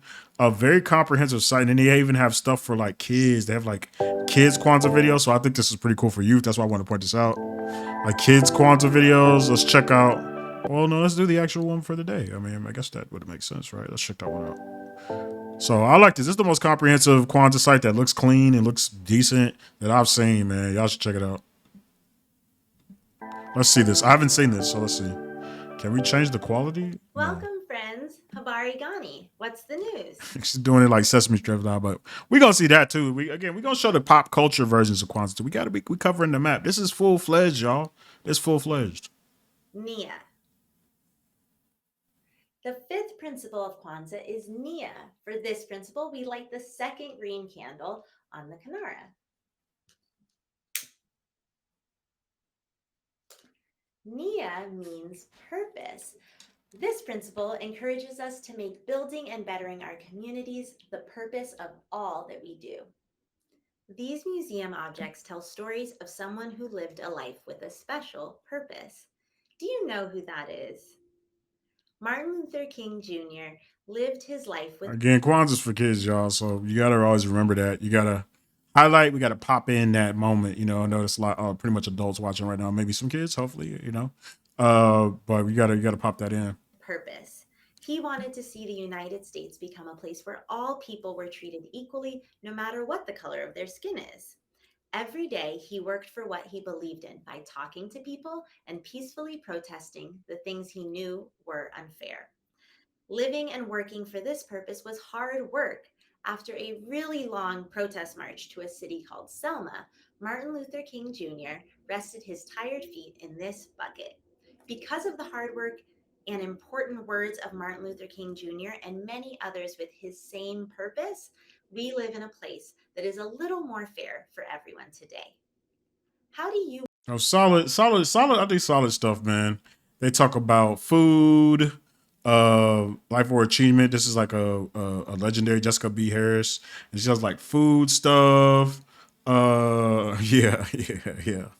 As I say, people have their qualms about this site, about the museum, and I haven't gone. I want to go so bad. Presentation, but I think it's a solid resource. We need a lot more. We need a lot more. They got the food. That mac and cheese does look pretty solid, even though I can't eat that stuff like that no more. I just think it's an interesting site, you know what I mean, to check out. So where do we gotta go? We lineage there, but we're in Kwanzaaville now. So then we just need to get into it because I want to give time for the spaces. We're going through all the people who submitted. So Twitter Spaces, man, I don't know we might not even have that many people in Twitter Spaces. So that's why I'm like, we probably might be okay. I think everybody's time for their time and their audio, that probably might be about 20, 30 minutes. Yeah, because it's like what, 3, that's 8, 10, 20. Yeah, my dad's is like 7. So it's about 25 minutes. And then we add in the maybe Twitter Spaces if there's somebody, we'll see. And then we got to get into some fun stuff, man. I'm saving that for the end, but I got to interject it when we get into like heavy stuff, as we've been talking about a little bit of heavy stuff here again, which was, that stuff was real. But we got to get into Kwanzaa. So we'll do that. We'll get into Kwanzaa is going to allow us to get into some more of these fun things down here. You can see we do that. Okay, so let's get into Kwanzaa. We'll get into this. I got to refresh it. And hope y'all doing good, man. Hope y'all feeling the vibes, man. Give me, again, W Kwanzaa's in the chat, man. I think that's pretty crazy. We got W Kwanzaa's in the chat. This is another one. This one is important, though. But this one I think is the best of all of them. So strap in for this. Then we go a little bit more, deep dive at some of the practices of Kwanzaa for some of the newbies. Some people just may need a refresher. Again, there's going to be some takeaways for you. There's links that'll be in the chat. They'll be in DigiTribe as well. And then if you know me, you can get to me. You can get to the links or whatever. They'll be on actually what I'll do is I'll put the Google Drive, because it's going to be a Google Drive link. It'll be on my IG. And yeah, you can't put links in TikTok because TikTok's whatever. Well, it'll be in my IG, so you'll be able to have access to it. And this VOD will be available to you as well, especially if you're darting in, darting out. I see the number fluctuate. We go in 7, we go in 10, we go in 12. We going in and out. Like, let me actually see it. And again, I don't care. This is me showcasing all of my talents. And everything of who I am. Okay, yeah, we're doing 8, 9, 10. That's fine. All of who I am, and also just, giving people the realness. Okay, let's check this out. This is a pretty good one. So this is synthesized resources again from a Kwanzaa book that Karenga wrote. So this is from Karenga's work, and from another Kwanzaa book, like real research, real book. It's indexed the entire thing. So this is giving it the AI data sourced from real Pan-Africanist thought. I mean, and this is what it comes out with, and it's pretty crazy. Let's talk about Kwanzaa. I'll speed it up. 1, 2, For 5. millions, it's a cherished. Okay, so now we're in Kwanzaa. Now we're in Kwanzaaville, y'all. Shout out to everybody tuning in. I appreciate y'all. Appreciate your love. I hope you are enjoying this. Hope you're feeling the energy. Hope you're feeling vibrant. Hope you're feeling radiant. Hope you're feeling all of the Black radiant vibes. You know what I'm saying?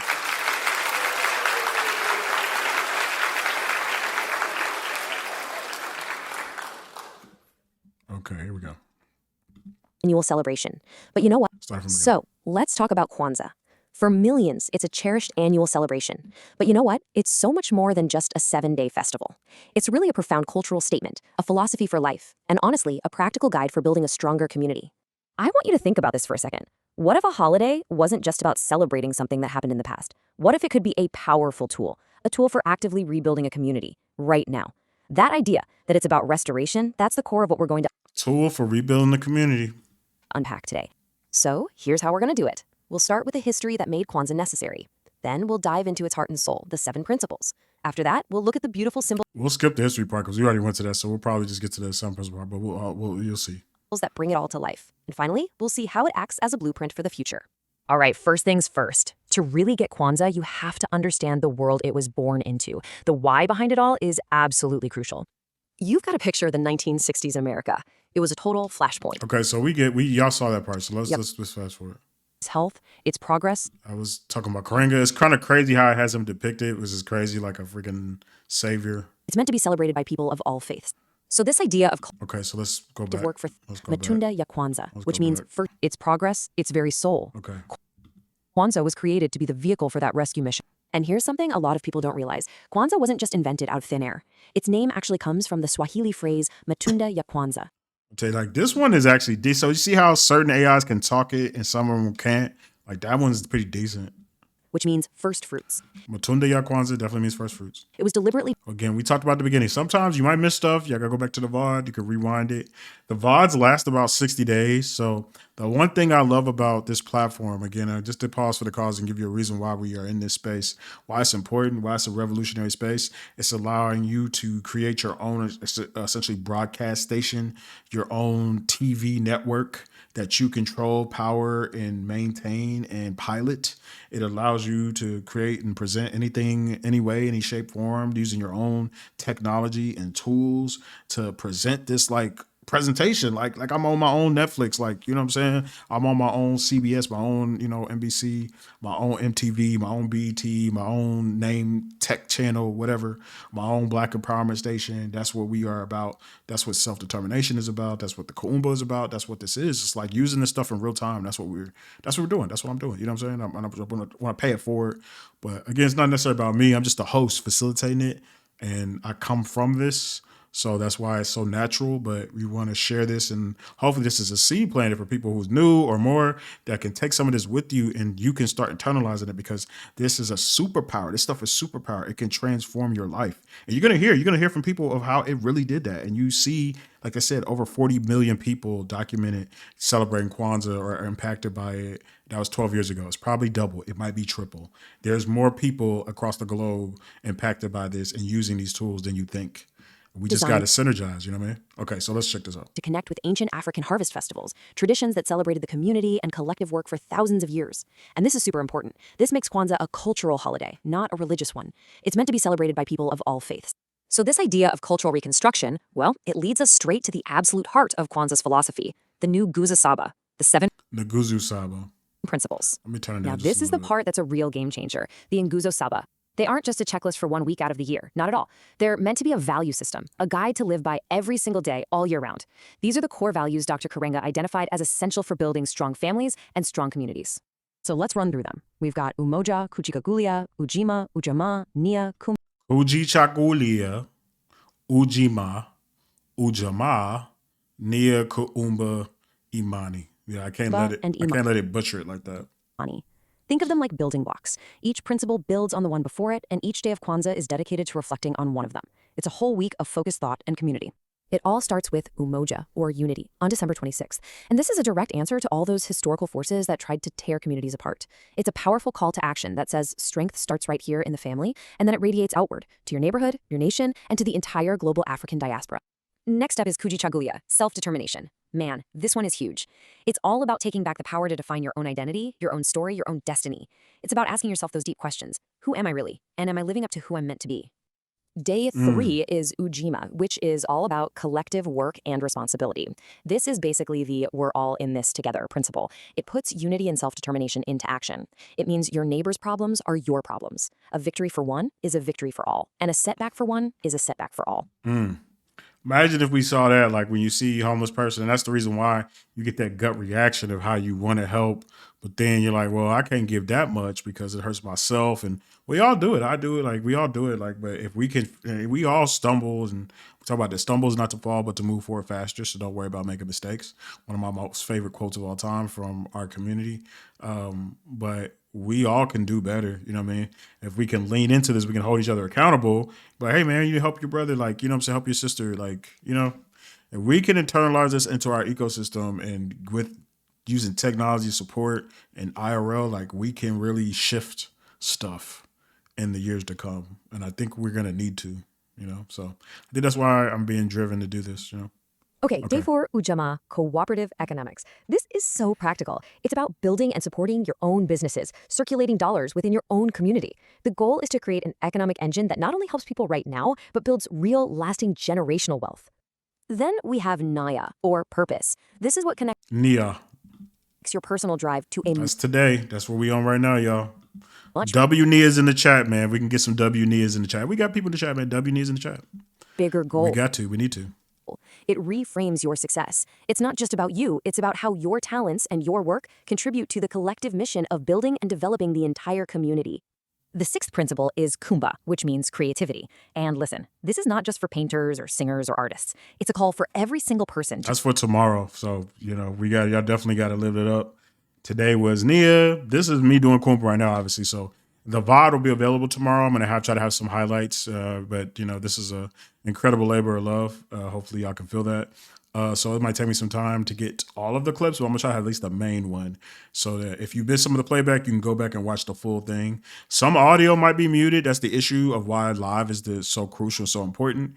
So some of the portions may be muted, but you'll still be able to check out most of it. You know what I mean? So, but live's the best way, you know? use their unique Okay, let's finish up with the principles. Then it's going to talk about some of the practices. You could say ritual. Rituals, you know, people like to make weird word, but you can see how much white supremacy and Eurocentricity has ruined the way these words and what they're meant to mean. But let's finish up with the 7 principles. gifts to make the community better. The whole point is to leave our world more beautiful and beneficial than we found it. And finally, on the last day, we have Imani, or faith. This is the bedrock. It's what holds everything else together. It's the deep, unshakable belief in your people, in your elders, in your leaders, and in the absolute righteousness and ultimate victory of the struggle for a better world. It's the fuel that keeps the engine going. All right, so we've got the why and the what. We have the history and we have the philosophy. But what about the how? How do you actually do Kwanzaa? Well, let's look at the symbols that make it a real, tangible experience. When you set up for Kwanzaa, you'll see these 7 core symbols, and every single one has a deep meaning. You've got the mkeka, a mat that represents the foundation of tradition. You've got mazar. Okay, so this allows me to pause that, and we can bring this up. And again, I'm gonna let some music play. We'll get out of my line. Let's do more from the Akaberline album. This is again Afro spiritual jazz. You never hear nowhere else. I also have a playlist that'll be available for y'all at the end of this. Some of the music at the break, because there's another break I got to come up to when I do my DJ set, which is later on. Maybe a break before the community time. I need like a quick break to use the restroom. Break before we get into the community chat. Let's check these out. Turn it down a little bit.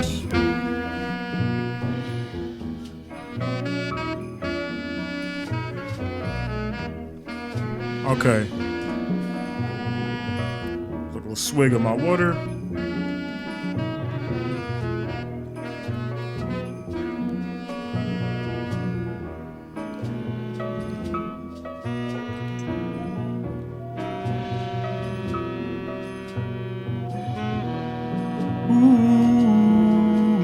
Okay, vibration station, y'all.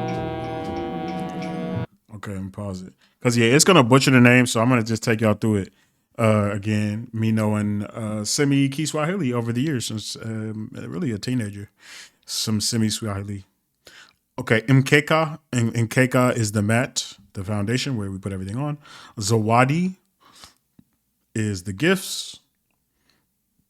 Muhindi is the corn. Mzawa is the crops. The Mishuma Saba, which I love that name. Kind of sounds like a Tekken, like the game Tekken. Like Mishima. I think that's Mishima. Japanese and the Swahili, they talk about it. I read a book about it. Or I saw a book about the connection between them. 7 candles, 7 principles. The Kanara, candle holder. Another word I love is Kikombe Chai Emoja. The Kikombe Chai Emoja. The Unity Cup, which you sip from. And yeah, because again, I knew the AI was going to butcher that, so I wanted to get it to talk. Okay. The crops symbolize and So we're gonna recognize fast forward. is the Kinara, future. Okay. But the centerpiece, the thing you probably recognize, is the Kinara, the candle holder, with its 7 candles, the Mishuma Saba. The colors here are incredibly powerful. There's 1 black candle for the people, 3 red candles for their struggle, and 3 green candles for the future and the hope that comes out of that struggle. Every night, another candle is lit, and another principle is brought into the light. And those same colors, black, red, and green, are so important. They have their own flag, the Bandera. And get this, the order is everything. Black, red, green. It tells a story. First come the people, then comes the struggle they must endure, and finally, the future that their struggle makes possible. It's a whole narrative, right there in 3 colors. Okay, let's put it all together now. The history, the principles, the symbols, what does it all add up to? Well, here's the most important takeaway. Kwanzaa is not just some holiday to remember the past. It is a living, breathing practice, a blueprint for building a better future. Blueprint. Again, these tools, blueprint. We have to remember we have to speak in these ways about what these are. It's like that's what Karinga was. He was really like an African thought engineer, or like black righteous thought engineer. That's all he was. Was flawed and probably went too far, did some weird stuff. And that's why a lot of people left. And like splinter organs were created that tried to pick up where he left off. Starting today. Which is where we come from. And a perfect example is Zawadi, the Kwanzaa gifts. Think about how commercial other holidays can get. Well, Kwanzaa actively pushes back against that. This is important about Kwanzaa gifts giving. Zawadi are purposeful. They're given mainly to children, and they're meant to be earned by commitments they've made and kept. Plus, they should always include a book and a heritage symbol to encourage learning and cultural pride. It's a conscious choice to prioritize values over consumerism. And this really gets to the heart of it all. Dr. Karenga often used this powerful quote from the philosopher Frantz Fanon. Each generation must discover its mission, fulfill it, or betray it. Kwanzaa presents a clear... Each generation must discover its mission and then fulfill it or betray it. You see how the AI is synthesizing this stuff? Like, each generation must discover its mission and then fulfill it or betray it.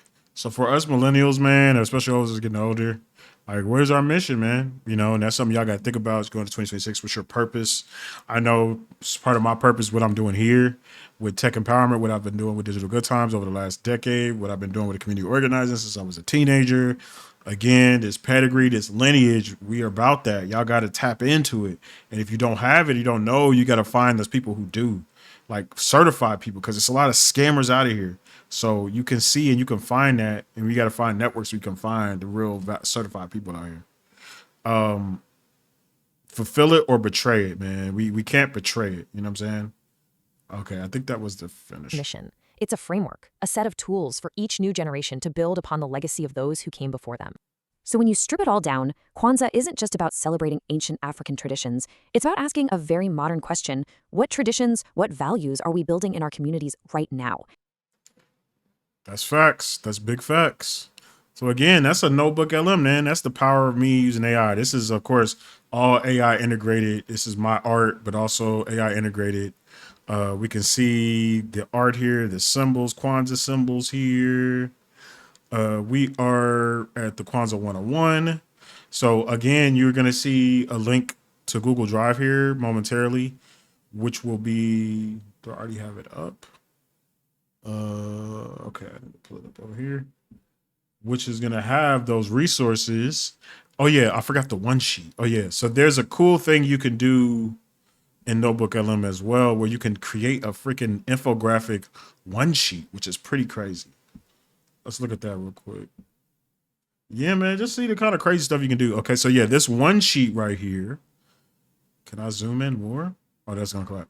This one sheet has like everything you need to know, and some of it again has a few AI errors, a little bit of AI errors. It's using like Nano Banano again. We talk about this in our tools, but it synthesized the Kwanzaa book again. This is real, the real source book written by Karenga is just resynthesized, and I own it, so I was able to input it through PDF. It's just synthesized this into this one sheet, so you can always reference this. If you have a homie like, man, what I need a thing that I don't have to go look up online. It's got everything in it. The 7 principles, and it doesn't really have a lot of mistakes in it. It's the real 7 principles. Got like all of the key symbols, all of the some of the ritual quote unquote practices. It doesn't down here is where it starts to kind of get a little bit shaky, but pretty solid in its output. You know what I'm saying? Okay, so let me find. I know I have it in a note. Okay, yeah. So this is gonna. I know it's also on the dang. It's also in the board, but yeah, this is where you'll see all these resources here. We got the guide that we just went through. You can pull up yourself, and you can rewatch. We have that one pager, and then some other resources there for y'all, man. So you'll see that towards the end of the stream. I forgot that I have that here. We got a mixtape for y'all, like, bruh. Okay, so we got lineage coming up. That we still need to talk about a little bit more lineage, but I hope that gives y'all a better snapshot of Kwanzaa, a little bit of the rituals.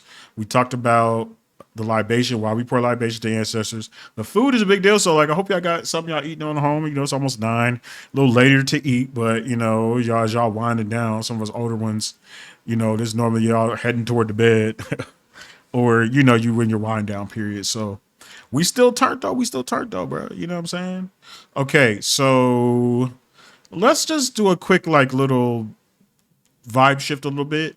Still gonna be within the energy. Just again, we gotta show the full facet of who we are before we get into a little bit more of the lineage. And then shout out Idle Studios 222. Appreciate you tapping in, man. Appreciate you tapping in for this Kwanzaa stream, one of a kind Kwanzaa stream, man. We're already past the halfway point. We already finished who and what Karenga was, and his flaws, but also his contributions of radical, revolutionary, Pan-Africanist, structured thought, but also tools that you can apply and use directly into actionable things you can do to really change your community and reality, which we haven't seen and nobody else has created. And so I think that's why we have to lean into these tools and adapt them into the way we want. But that's also why I like some of the ways it's presented in pop culture as well. So let's check some of this out here. Appreciate it, man. Appreciate tapping in, man. You know, don't be a stranger. Come back later for future streams. But yeah, this is one of the kind, man. I had to go all in. This is me like pushing myself, challenging myself to push this platform. And this is only stream 28. This is my 28th stream in 2025. I didn't start streaming until late August. I got my new computer, new Mac, which is my engine. It's my Tony Stark kind of arc reactor. And yeah. Let's check this. It's like it was like a Christmas Carol. I just think that's funny, man. Let's see this one. This one's also amazing. From, if you don't know, Southside, you need to go watch Southside. You need to get it in your life. They had an amazing Kwanzaa special. That was from Southside. They had like all these little snippets. That's what I love. Like I'll play it again. It's just like such a hilarious snippet. Good, it's not too late. And then this is the classic. I only took snippets from this one. This is the classic from, again, Southside is a classic. The greatest shows we have, they take away. We only had 2-3 seasons, but the third season I think is some of the best. Second one, some of the best, but one of the best comedy shows to come out in years, like decades. Nobody's close to it. I love that this is my ringtone. Yeah, that's so fire. Like they were all incredible musicians and like, yeah. Okay, a little bit more again. This is like more of like cultural. This is just like fun cultural vibe right here. And then we'll get back to the lineage. And then we got a little bit of chat time. I'm gonna open up Twitter Spaces. I don't know if there's anybody who wants to talk. If there's anybody in the chat that's in the chat that wants to talk in Twitter Spaces, just pop in. Because that's how I know you want to. If not, we're just gonna go through the people who have submitted as we wind down, and then I'm gonna get into a little bit of DJ. That's when I'm gonna take my cardigan off and we're just gonna get into some vibes a little bit as we wind. Know. Hopefully y'all stay for that, but this has been a pretty dope labor of love, man. I've been having fun so far. I hope y'all enjoying it. This is another random one from Southside. I might as well finish all the Southside clips. Hold on. Name from like Ujamaa or Cooperative, I don't know. It's like, see, brother, what we need to do is work together. And then there's like another little short where like I guess the dude kind of screwed him over, which is hilarious. This is funny too. Again, we're just fun vibes. Just take a little break, little mental break from the heavy, man. See if I can make it a little bigger. And the 6th day of Kwanzaa is wow, this is really complicated. The 6th day is Kumba. Kumba. Harold Kennedy Uberwitz was my history teacher. He was culturally sensitive. And on Kumba, the elder, okay, that would be me, leads everyone in the Harambe salute. And that goes like... Harambe! Okay, great. So who wants to join me in the Harambe salute? Anyone? Huey? You sure? Oh, appreciate you, Sister Soraya. Oh, yeah. Tap back in. I appreciate you for tapping in. I'm going to play your portion soon so y'all actually be able to hear from her, to hear her voice, and then see her visual, see her too, to see the work that she's doing. Incredible work. So that's the most important part, which is the community voices. Yeah, we went a little bit long, but I think this is important to deep dive into this. Appreciate you. And yeah, check back the vibe, man. Check the rest of it out. There's still going to be some good stuff left. And there's some vibes for you to suck up too, so you can play back and let it play in the background or whatever you're doing. There's going to be some good energy. But appreciate you tapping in, sending you love. She is a longtime community member from the community, from the work, and she's still doing the work. A doctor. She's a doctor as well, doctor of the arts. So she's going to do the work right now. That's what she's going to do. So appreciate tapping in. Again, this is like a commitment. This is like 2 or 3 hours. It's like you're watching like a 2 or 3 hour show. You can tap back in, tap back out. Not expected, of course, tap in for the whole thing. But definitely please tap back into the VOD. I definitely will appreciate y'all doing that. But appreciate y'all for whatever time y'all been able to spend. But the fact that it's captivated y'all. Okay, so we see that. This was cool. Let me showcase my brother Awful real quick before we get to the lineage portion, and then y'all hear some of the voices as we wind down the stream. But yeah, this is good. We're doing good on time. We're nearing because we're kind of nearing the final parts, and then also we got some good meat and potatoes. My brother has this series called Kwanzaa Man. I wanted to at least showcase Awful's Kwanzaa Man here. And let's see, I think did it already load it up? Did I already have it loaded up? I think. No. Let's see if it'll play. Yes, it's gonna load it in the wrong thing, but it's okay. I'm gonna move it over here. Give a sec. Just to show all the creativity people execute, man. Like people really going in for this Kwanzaa, man, and we are obviously as well. So he created an anime. He has an animated series using AI. On the Adventures of Kwanzaa Man. If you're on Facebook, you can check it out. If you're on his IG, you can check it out as well. Awful Truth, you can see down here. Let's check out a little bit of this as we... Groups attempt coordinated shutdowns of black neighborhoods after rumors of hidden files surface. He doesn't fight alone. No, I'm not playing it on Twitch, man. Like, bro, you got to understand. You got to move different. I'm not playing on Twitch. I don't know what that means. No. But y'all can check out his latest episode, Awful Truth's latest episode. Bro, like, you understand what I'm doing. Like, come on, man. Through Umoja, he links communities, journalists, hackers, and elders into one force. When extremists attack, he moves fast, disarming, scattering, breaking their coordination. Their power collapses the moment they lose unity. That night, the first Epstein files drop online. Names, dates, flights. The system panics. Kwanzaa Man stands above the city and says, divided, they rule. United, they fall. Okay, great. So check out Awful Truth's Kwanzaa Man. He's got a cool series going. I did some Kwanzaa flips. Okay, that's it for the fun stuff. Let's get to the lineage, and then Yeah, we pretty much are winding down. We're gonna play a few of these. They're from the people, the community, so y'all can hear from people who have been impacted by Kwanzaa and like what they, what it really means. And then we got DJ said that's the end, man. But I appreciate y'all tapping in. We still got a little bit more left. We got to get to the lineage. So we talked about us. We talked about Karenga, where we come from, where I come from. As you can tell, I'm deeply connected to this. I'm from the soil. So again, one more from Dr. Tway, my pops, who is a big, big, big deal in Kwanzaa in Dayton and bringing it to the people, thousands of people. And then we'll talk about these brothers here connected to this community and connected to training as well, real quick. But quick more lineage, and then we hear some chat.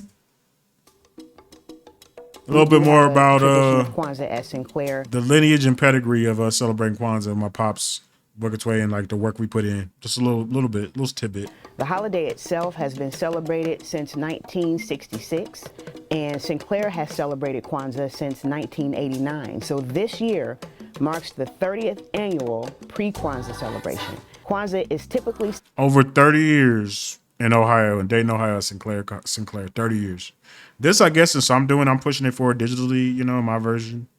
I don't know what that means, but I mean, it's a long time we've been doing this, y'all. Celebrated December 26th through January 1st, but since our campus is traditionally closed during that time, we have always held a pre-Kwanzaa celebration for the past 30 years. Kwanzaa is a African-American holiday created by Maulana Karenga back in the 1960s. It was a holiday designed to celebrate the first fruit harvest celebrations that were held in Africa. It's centered around community. During our presentation, we'll talk about the 7 principles of Kwanzaa, collectively known as the Nguzo Saba. The celebration was started on campus by Dr. Boyka Tway, our longtime African American Studies and Psychology professor here at Sinclair, who retired and always planned this celebration since 1989. Once Dr. Tway retired, So since doing it since 1989, that's the pedigree. Real lineage. Passed the torch to the African American Male Initiative. Evening of culture, an evening of community and celebration. So we all come from Kwanzaa. We all come from performing at Kwanzaa, y'all. You'll see a lot of the Pan-African colors, music and drumming and dancing throughout the entire evening. It's just a great time. It's free and open to the public. Yeah, the Kumba night, attend, and we look forward to everyone taking part. Yeah, 38. I'm 38 years old, by the way. Oh, you're 38. Look at this guy. Yeah, he's about to be 39. I guess you're going to be 39. So you're on your way to 40, bro. Good luck. I'm already there. So 38 years, almost 40 years he's been doing this, y'all. So yeah, that's a little bit of the lineage. That's Dr. Booker Tway. You've already heard from him before. His book, Grown Up Boy Zion, that's what was my stream pick. He's going to tell you, he's got a little sneak preview he's going to show for y'all of what he's working on. This is the good sister, Soroy. You're going to hear from her. I've been doing Kwanzaas. I did the Kwanzaa, I thought people was telling me one of the best Kwanzaas they had ever experienced at Morehouse when I was at Morehouse, circa 02. So that gives you a little bit. There's Elmar right there doing the work. That's some of us doing the community work right here because we really come from a community. That's Elmar to start right there. I think Awful's in this picture as well, but he's on the other side. Here's some of the youth we were working with. This Able Youth Mentorship Program. So we were doing mentorship.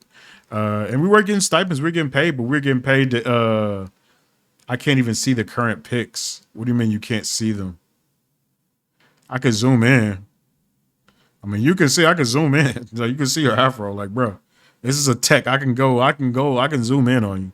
You can get fed on you if you want. I was just about to say, I don't know. Like, you'll see when it refreshes, you'll see it zoom in on your face.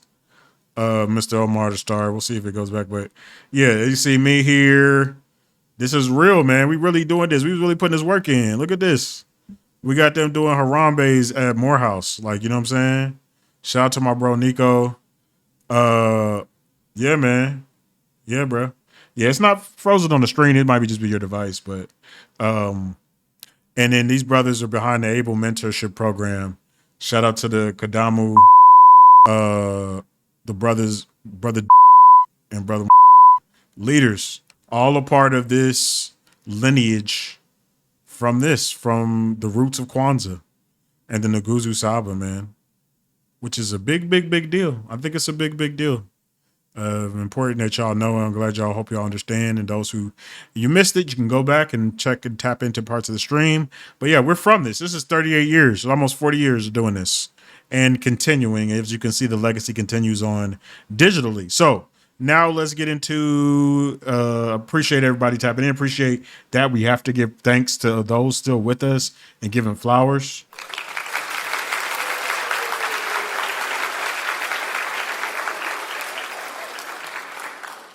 For the incredible work that they've done and continue to do, and the reason why we're here, man. And so those that branch and those trees, these are their branches and what they've left out. And obviously, I'm one of the branches. That's what's brought you this presentation, brought you this stream today. So obviously, I'm one of them as well. So, but I didn't do the video because I'm doing the stream.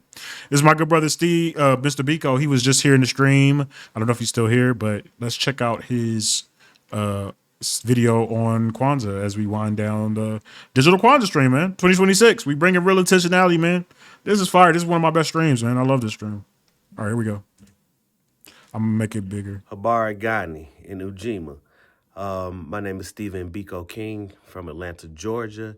And I am very happy to be able to join in the conversation to celebrate Kwanzaa with my family. Kwanzaa has been played a pretty pivotal role in my life for the last 20 years. I have pretty much tried to walk and live my life following the Nguzu Saba. Those 7 principles, when they were introduced to me, changed my life. They actually helped connect some dots that were missing.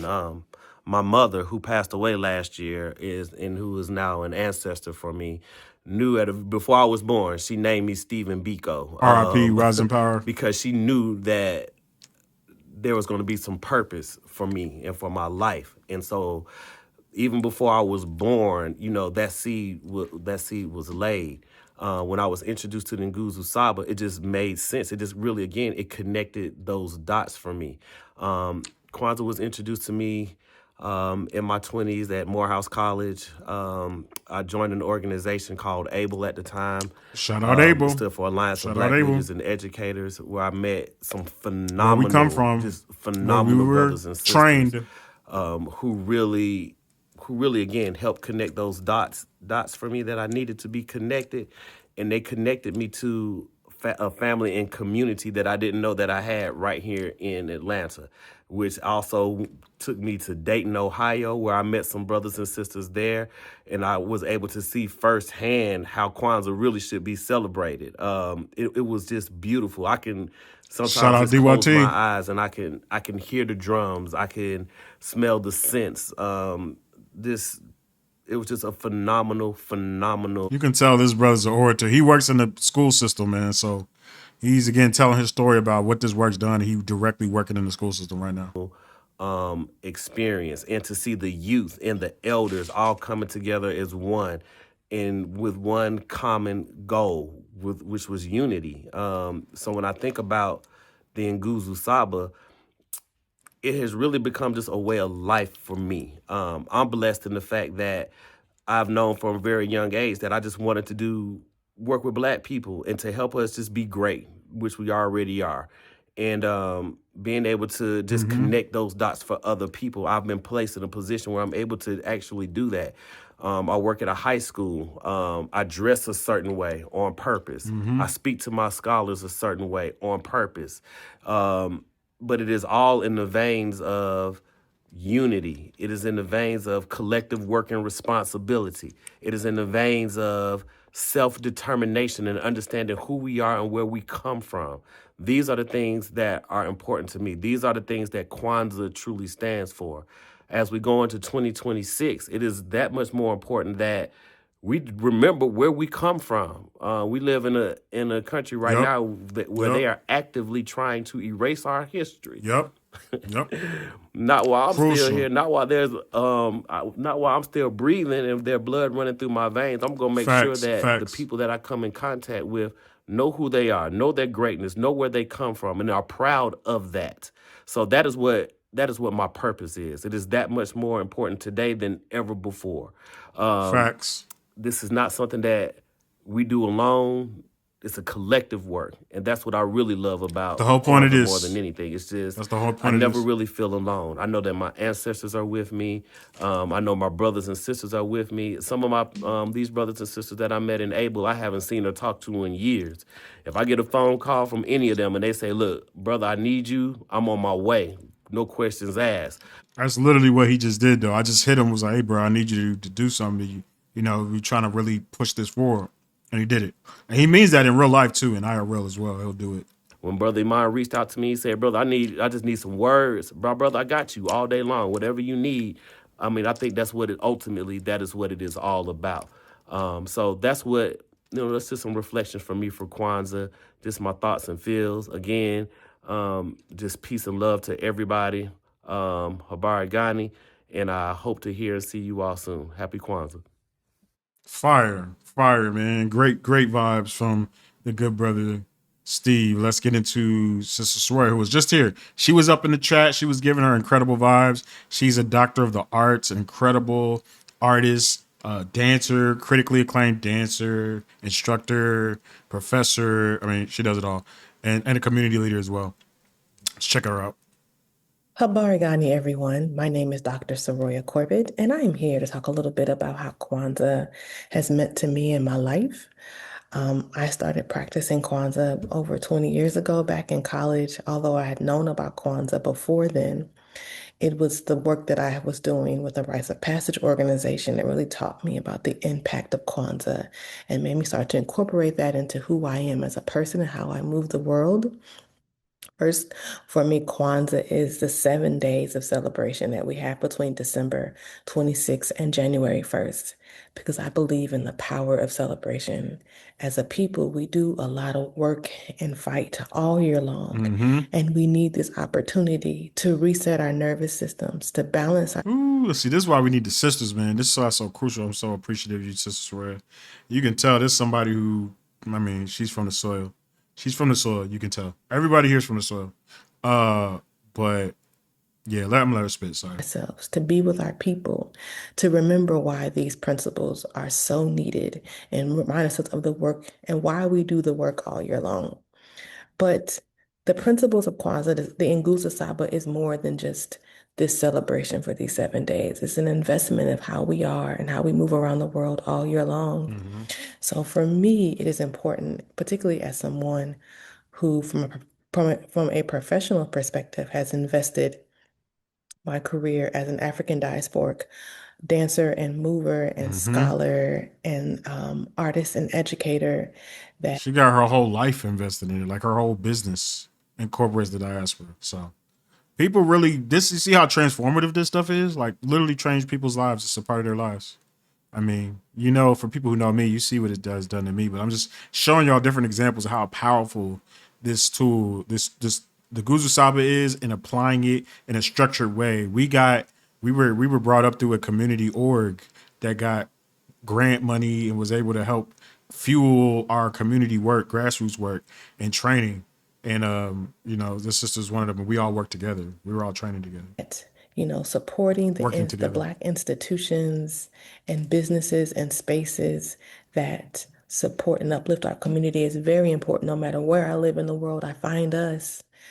In addition to that, making my sisters and brothers and siblings' problems my own so that we can work towards a collective solution. Making the spaces in which I inhabit, the communities in which I work in, more beneficial and beautiful than I inherited them. These are just some of the ways countless in which doctors, I am invested in us returning and even uplifting and moving towards a greatness that I know that we already are and we already have, but that we can feel and embody in a certain kind of way, because we are in an environment and have been in an environment that puts us under attack consistently. Yep. And does not want our upliftment and our betterment. And so what does it mean to deepen ourselves into these principles as a way of not only surviving, but flourishing in the midst of our enemies? And so I give you all this wonderful take on how I exemplify Kwanzaa 365 days out of the year, Mm-hmm. and how I move around spaces and the ideas of how I want to support Black people, Black culture, um, from my personal perspective and also my work as a professional. And Harambe, everyone. Have a great day. Incredible. Amazing. So where my sleep alert came up in the middle of that. But yeah, this is my actual system. So it's like I should be asleep. Nope, I'm not asleep. We ain't nobody sleep. We awake. Incredible, incredible stuff. We gotta churn through as we wind down. This is toward the end of the stream now.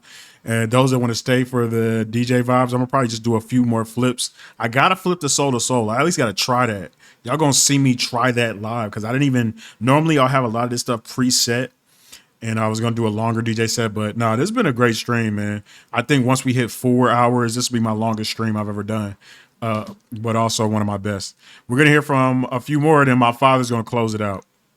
We got a Maha. I do want to go ahead and get the resource to y'all. Let me get the resource. Did I already put it in here? Awful. I need you to pin it. I need you to pin it. You still here? Can you pin this? Google Doc. Can you pin that? That's a resource for everybody who's still in the stream. It has the guide. We went through the video. It has the one pager, has all of that. And then I'm also, just so I don't forget it, I'm going to do it now. The Spotify playlist vibes. I'm gonna let me open that up. I'm just gonna give you that too. You can make that you could pin that if you want to. Oh yeah. I was like, yeah, you got to get that BS out of there. This is the Spotify playlist link. So eventually you can pin that one too, but just keep that other one. Oh yeah. We nuked those, man. Like we ain't even got to waste time on that. We just nuked those. We nuked those. Oh yeah, we make a sound for those kind of trolls. And then one of these. Easily evaporate those type of trolls. You see people come in here, like somebody came in here and put in subhuman. So you see, that's the kind of stuff we do. Like you be different as your sub. Like this is a normal Twitch thing where it's like kind of racist, but that's real. Like y'all can see that's real in real time. We're just talking about Kwanzaa. We're just vibing. Somebody saying came in subhuman. You feel me? Wild. This is the world we at. That's why we need this. This is why this is real, y'all. This is why this is real. You saw it in real time. I don't know if you saw it. It came up on screen. Let's check out the good brother Amaha, who's big, doing a lot of big work. We'll zoom in and hear his audio note here. He left the audio note. Blessed love, everybody. My name is Amaha Selassie from Dayton, Ohio. Actually, currently in Addis Ababa, Ethiopia. I want to give thanks, for this event. And I think Kwanzaa is so important because it's kind of like a way for us to like develop the culture in the way that we can live amongst each other. Like the Nguzo Saba principles are, we celebrate them one each day, but ultimately it's supposed to be a way to shape and guide how we see ourselves and how we see each other and how we interact with each other, right? And to me, like that's where the power is at, when it's like the underlying logic system that guides our interactions and really builds structure. It can build structure, right? Mm-hmm. If we fully like step into it more, And so to me, Kwanzaa is an amazing opportunity to practice, self-determination and explore cooperative economics and explore purpose, right? And unity, But I think it's like we no longer have to accept the unacceptable, and we can develop our own frameworks and our own logic systems, like our software, of how we choose to be. I did like that, and good brother Maha, he's a mover and shaker, owns a Whole Foods it's not Whole Foods, but a co-op grocery in the community, giving goods and quality food. And he good point about this is what the Nguzo Saba is, and Seven Principles is our OS. It's our OS for the future that we really need to inject into these OSs and AI, as I keep saying, and y'all understand this is what we're doing here. All right, let's let him finish out. Amongst each other, you know, like, do we acknowledge Ubuntu, that I am because you are, and that my humanity is tied to your humanity, right? And so it's like moving outside of a white logic system, you know, that like we can develop our own knowledge, that we choose to act in collectively. And that's the power, right? We're like, we know it enough that we choose to act collectively with it. Good stuff, man. Great stuff. Okay, we got my great sister. This is my former nanny, y'all. Good sister Rashida was my nanny in Cincinnati when I was a baby. All the way to like, I can't remember, I think like 3 or 4. My parents was working. It was grinding, man. It's in the late 80s. Cause I'm a late 80s baby. And yeah, we're still close today. We just haven't seen, but this sister's, man, the work this sister's doing, just the fact that she was even able to do this. She works a nonprofit. She's dealt with a lot of loss this year, lost her son, and like a lot of people lost, man. My brother on the right, my actual, my brother, Awful Truth, and my Lamar Elmar, my brother as well, also been from the community, also been doing the work and with us doing the work. And you'll see the kind of work he's done, again, transformed him. But Rashida is from the community, but she isn't from our the able or our training community, but she's still out here doing the work equally. So it's people from across all sectors. Same thing with Amaha, even though he's under my father, he was trained by my father. Yeah, man. So let's hear good Rashida's. Peace, family. My name is Rashida Fatuga, and I am the proud founder and president of Gideon's Army, Grassroots Army for Children in Nashville, Tennessee. For over a decade, Gideon's Army has worked in communities most impacted by violence, using a public health and restorative approach to safety. We've responded to shootings within hours, partnered with hospitals and schools, supported justice-impacted and violence-impacted youth and their families, and employed young people returning home from incarceration. We've helped families navigate crisis, trained youth leaders, and built community-based solutions rooted in care, accountability, and relationship, not punishment. Our work has also included holding systems accountable. Through research and advocacy like our Driving While Black report, we helped expose racial disparities in traffic stops and contributed to measurable reductions in stops and meaningful systems changes.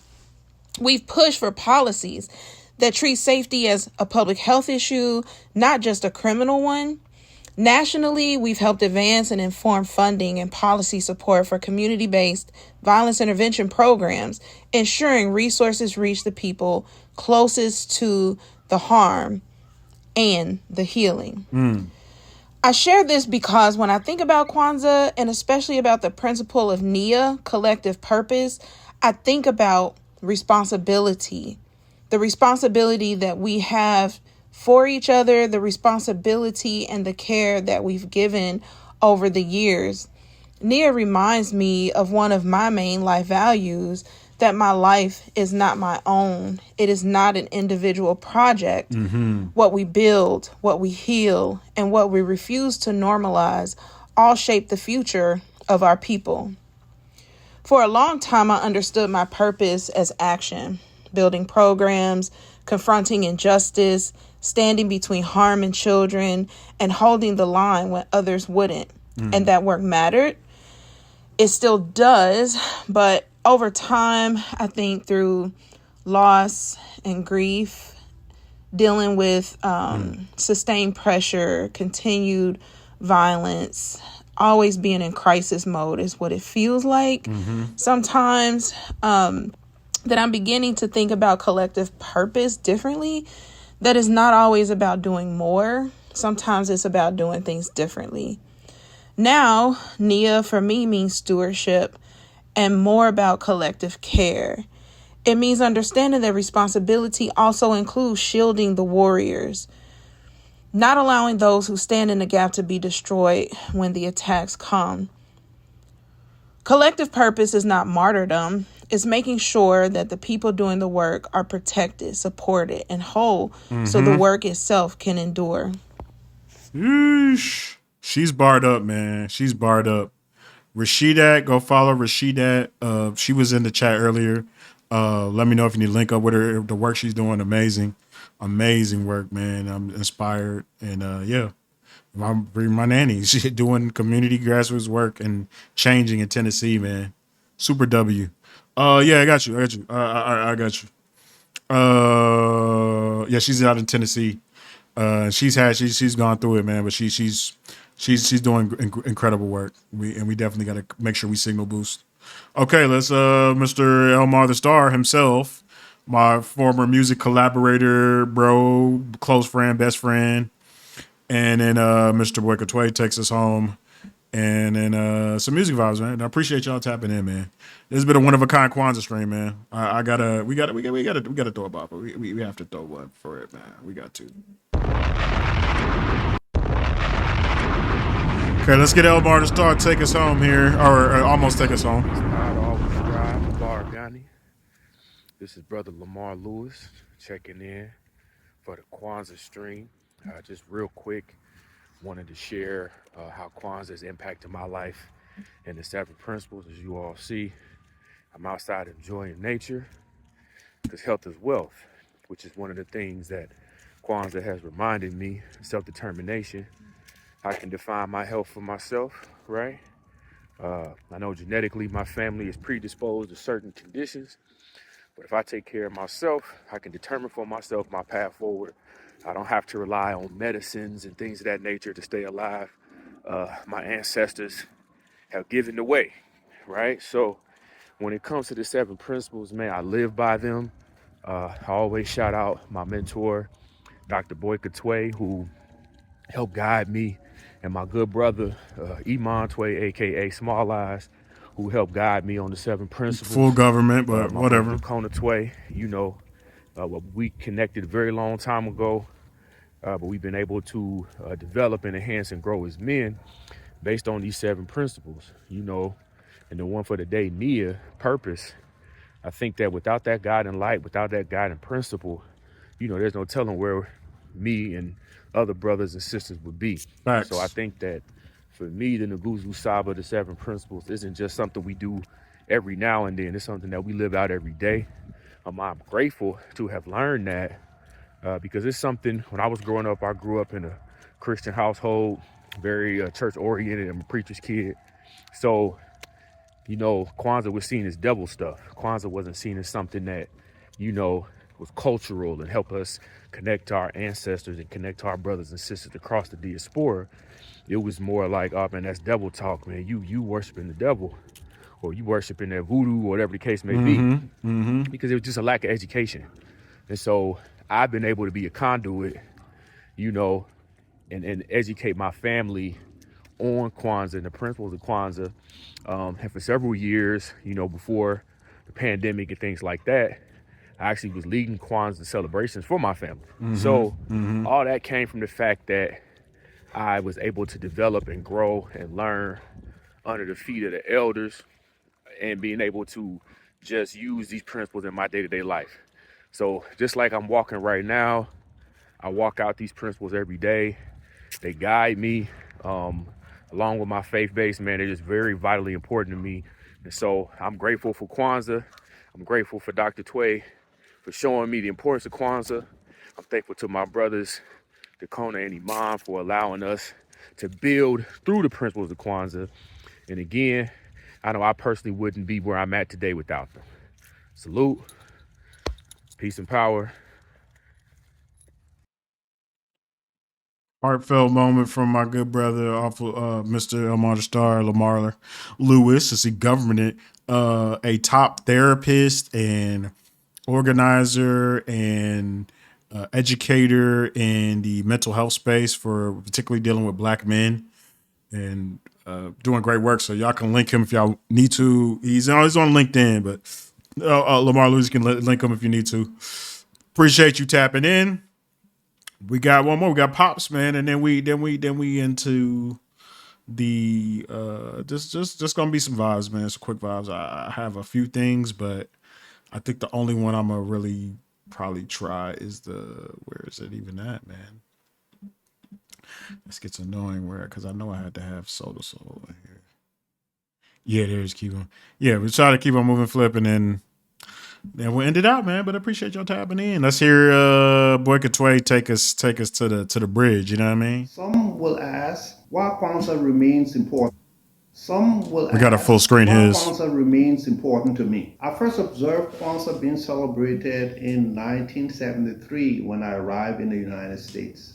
And I thought it was a big joke. But since then, I have celebrated Kwanzaa every year since 1989, when my students actually introduced it to me as a college professor. So basically, I've become an activist of Kwanzaa, and I've celebrated it 4 times now in my hometown of Groville, Liberia. And I see Kwanzaa as a time to gather and to reflect on the past and to plan for the future. And it reminds me of the continuing struggle for truth, for justice, and righteousness in our lives, and the continued struggle for the freedom and dignity of African people. So some will ask, how do I apply the 7 principles in my daily life? As a college professor, I use the 7 principles in my courses to encourage group work and collective assessment, so that students begin to learn to rely on each other in groups and to support each other in groups. I also use the 7 principles to help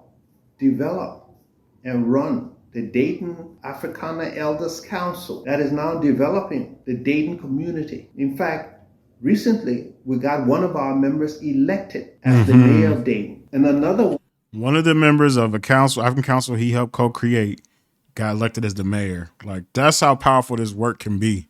I don't know how much it needs to convince you why internalizing and getting connected into this work and using these tools are transformative in a real way. Like, not no pie in the sky way, not no BS way, in a real way. Yeah. elected on the school board. Yeah, he told us when we was driving back, but you might have been asleep when we were coming back from Uncle Sammy's funeral, I think. Use the 7 principles. Yeah, that's Chad's wife, Lamar knows. To train youth to become productive adults and professionals. Some of those youths have gone on to become medical doctors, college professors, PhD college professors, PhD sociologists, and directors of cultural centers, and mental health specialists. Yeah, I thought you'd do that. How you not tapped into that? Who educate other people today. I've also used the 7 principles in my writings. I've written 3 books, and in each of those books, the first one. Oh, here comes another. He's got another bombshell right here. He's got another one. Which Way Liberia, the gun of the book, I used the 7 principles. In the second one, Grenambogo Zion, a roadmap to African psychology, I used the 7 principles in that book and talk about it. And in my third book, that is in press, Africana Business and Board Game, I talk about and apply the 7 principles in. Sorry about that. 7 principles to help to develop an African immigrant co-op. Oh, so yeah, he just gave the game of the new book that I'm helping him with, the board game. We're creating some really powerful stuff. He just gave the title right there. Called Hold on. Grenambogo Zion, a roadmap to African psychology. Sorry, I was fumbling around in that book and talk about it. And in my third book that is in press, Africana Business and Board Game, I talk about. So I guess he's calling it Africana Business and Board Game, which that's the one we're working on. It's gonna be crazy. It's gonna be pretty crazy. But yeah, sneak preview right there. Brand new book on the Impress, as he says. And apply the 7 principles into those. I've also used the 7 principles to help to develop an African immigrant co-op called Harambe Coffee Roaster Co-op in Dayton, Ohio. And finally, some may ask, what does NIA mean for our people in the coming year of 2026? NIA suggests that we work together to restore our people to greatness. We need to work harder to strengthen Pan-African cooperation and leadership. We've done some progress. We've made some progress in connecting the African diaspora with African states and institutions, as well as programs of citizenship, because quite a few Africans from the diaspora now have become citizens of African states. But more needs to be done in extending and expanding our economic growth and prosperity. I have begun to work with my brothers to build a shopping plaza in the Douala marketplace in Monrovia. And we're doing this to He's just talking about the real work he's doing. He's retired, but still working. Did it for 40 years, still working. Like, it don't stop. improve our income and to help improve the income and working conditions of the street vendors that sell in Douala Market. And it is our hope that all of He's us retired. He's got like 3 ventures. Working a book. He's got a venture out there where he's at right now. That's where we record this in his house in Liberia. will benefit from this economic venture that we have begun. So these are some ways in which I see NIA being important in 2026. So there, you're hearing it right from the master teacher right there. Again, from the lineage. You see the lineage starting with Marcus from Malcolm, direct Malcolm. Malcolm and his cousin helped co-create us, Abel, out here in this work, people doing this work. And then, you know what I'm saying, we got Kwanzaa, man. So I think it's been a pretty wild experience. You can see all of these takeaways. I think I pretty much went through everything. And yeah, we could play this because, I mean, this is real. We are.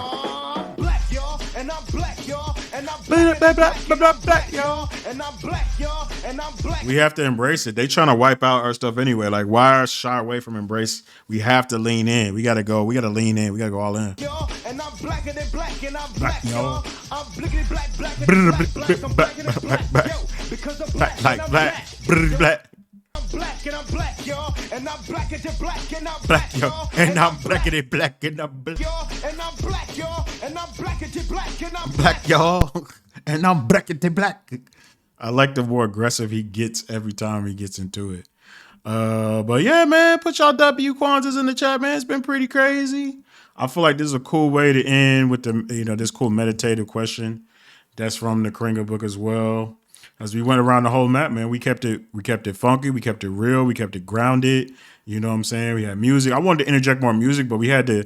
The ancestors wanted me to push more of the knowledge, so that's why this was more of the knowledge. You got a lot of the knowledge without getting too much into just some of the music and creative. But now we're getting into the music as we wound down. But just think about this, man, as you go into 26. This is kind of just his version of Ikigai. If you aren't familiar with Ikigai, is like, kind of how you set your barometer, how you want to move the world, like how you want to control your reality. So this is very similar to who am I? A question of identity. Am I really who I am? Am I all I ought to be? This is how we can move into. This is like it says for Imani for the last day. You can use it for any day because again, the principles are 24/7, 365. So on that note, I gotta run this again just because. I think it's a pretty crazy, saucy vibe,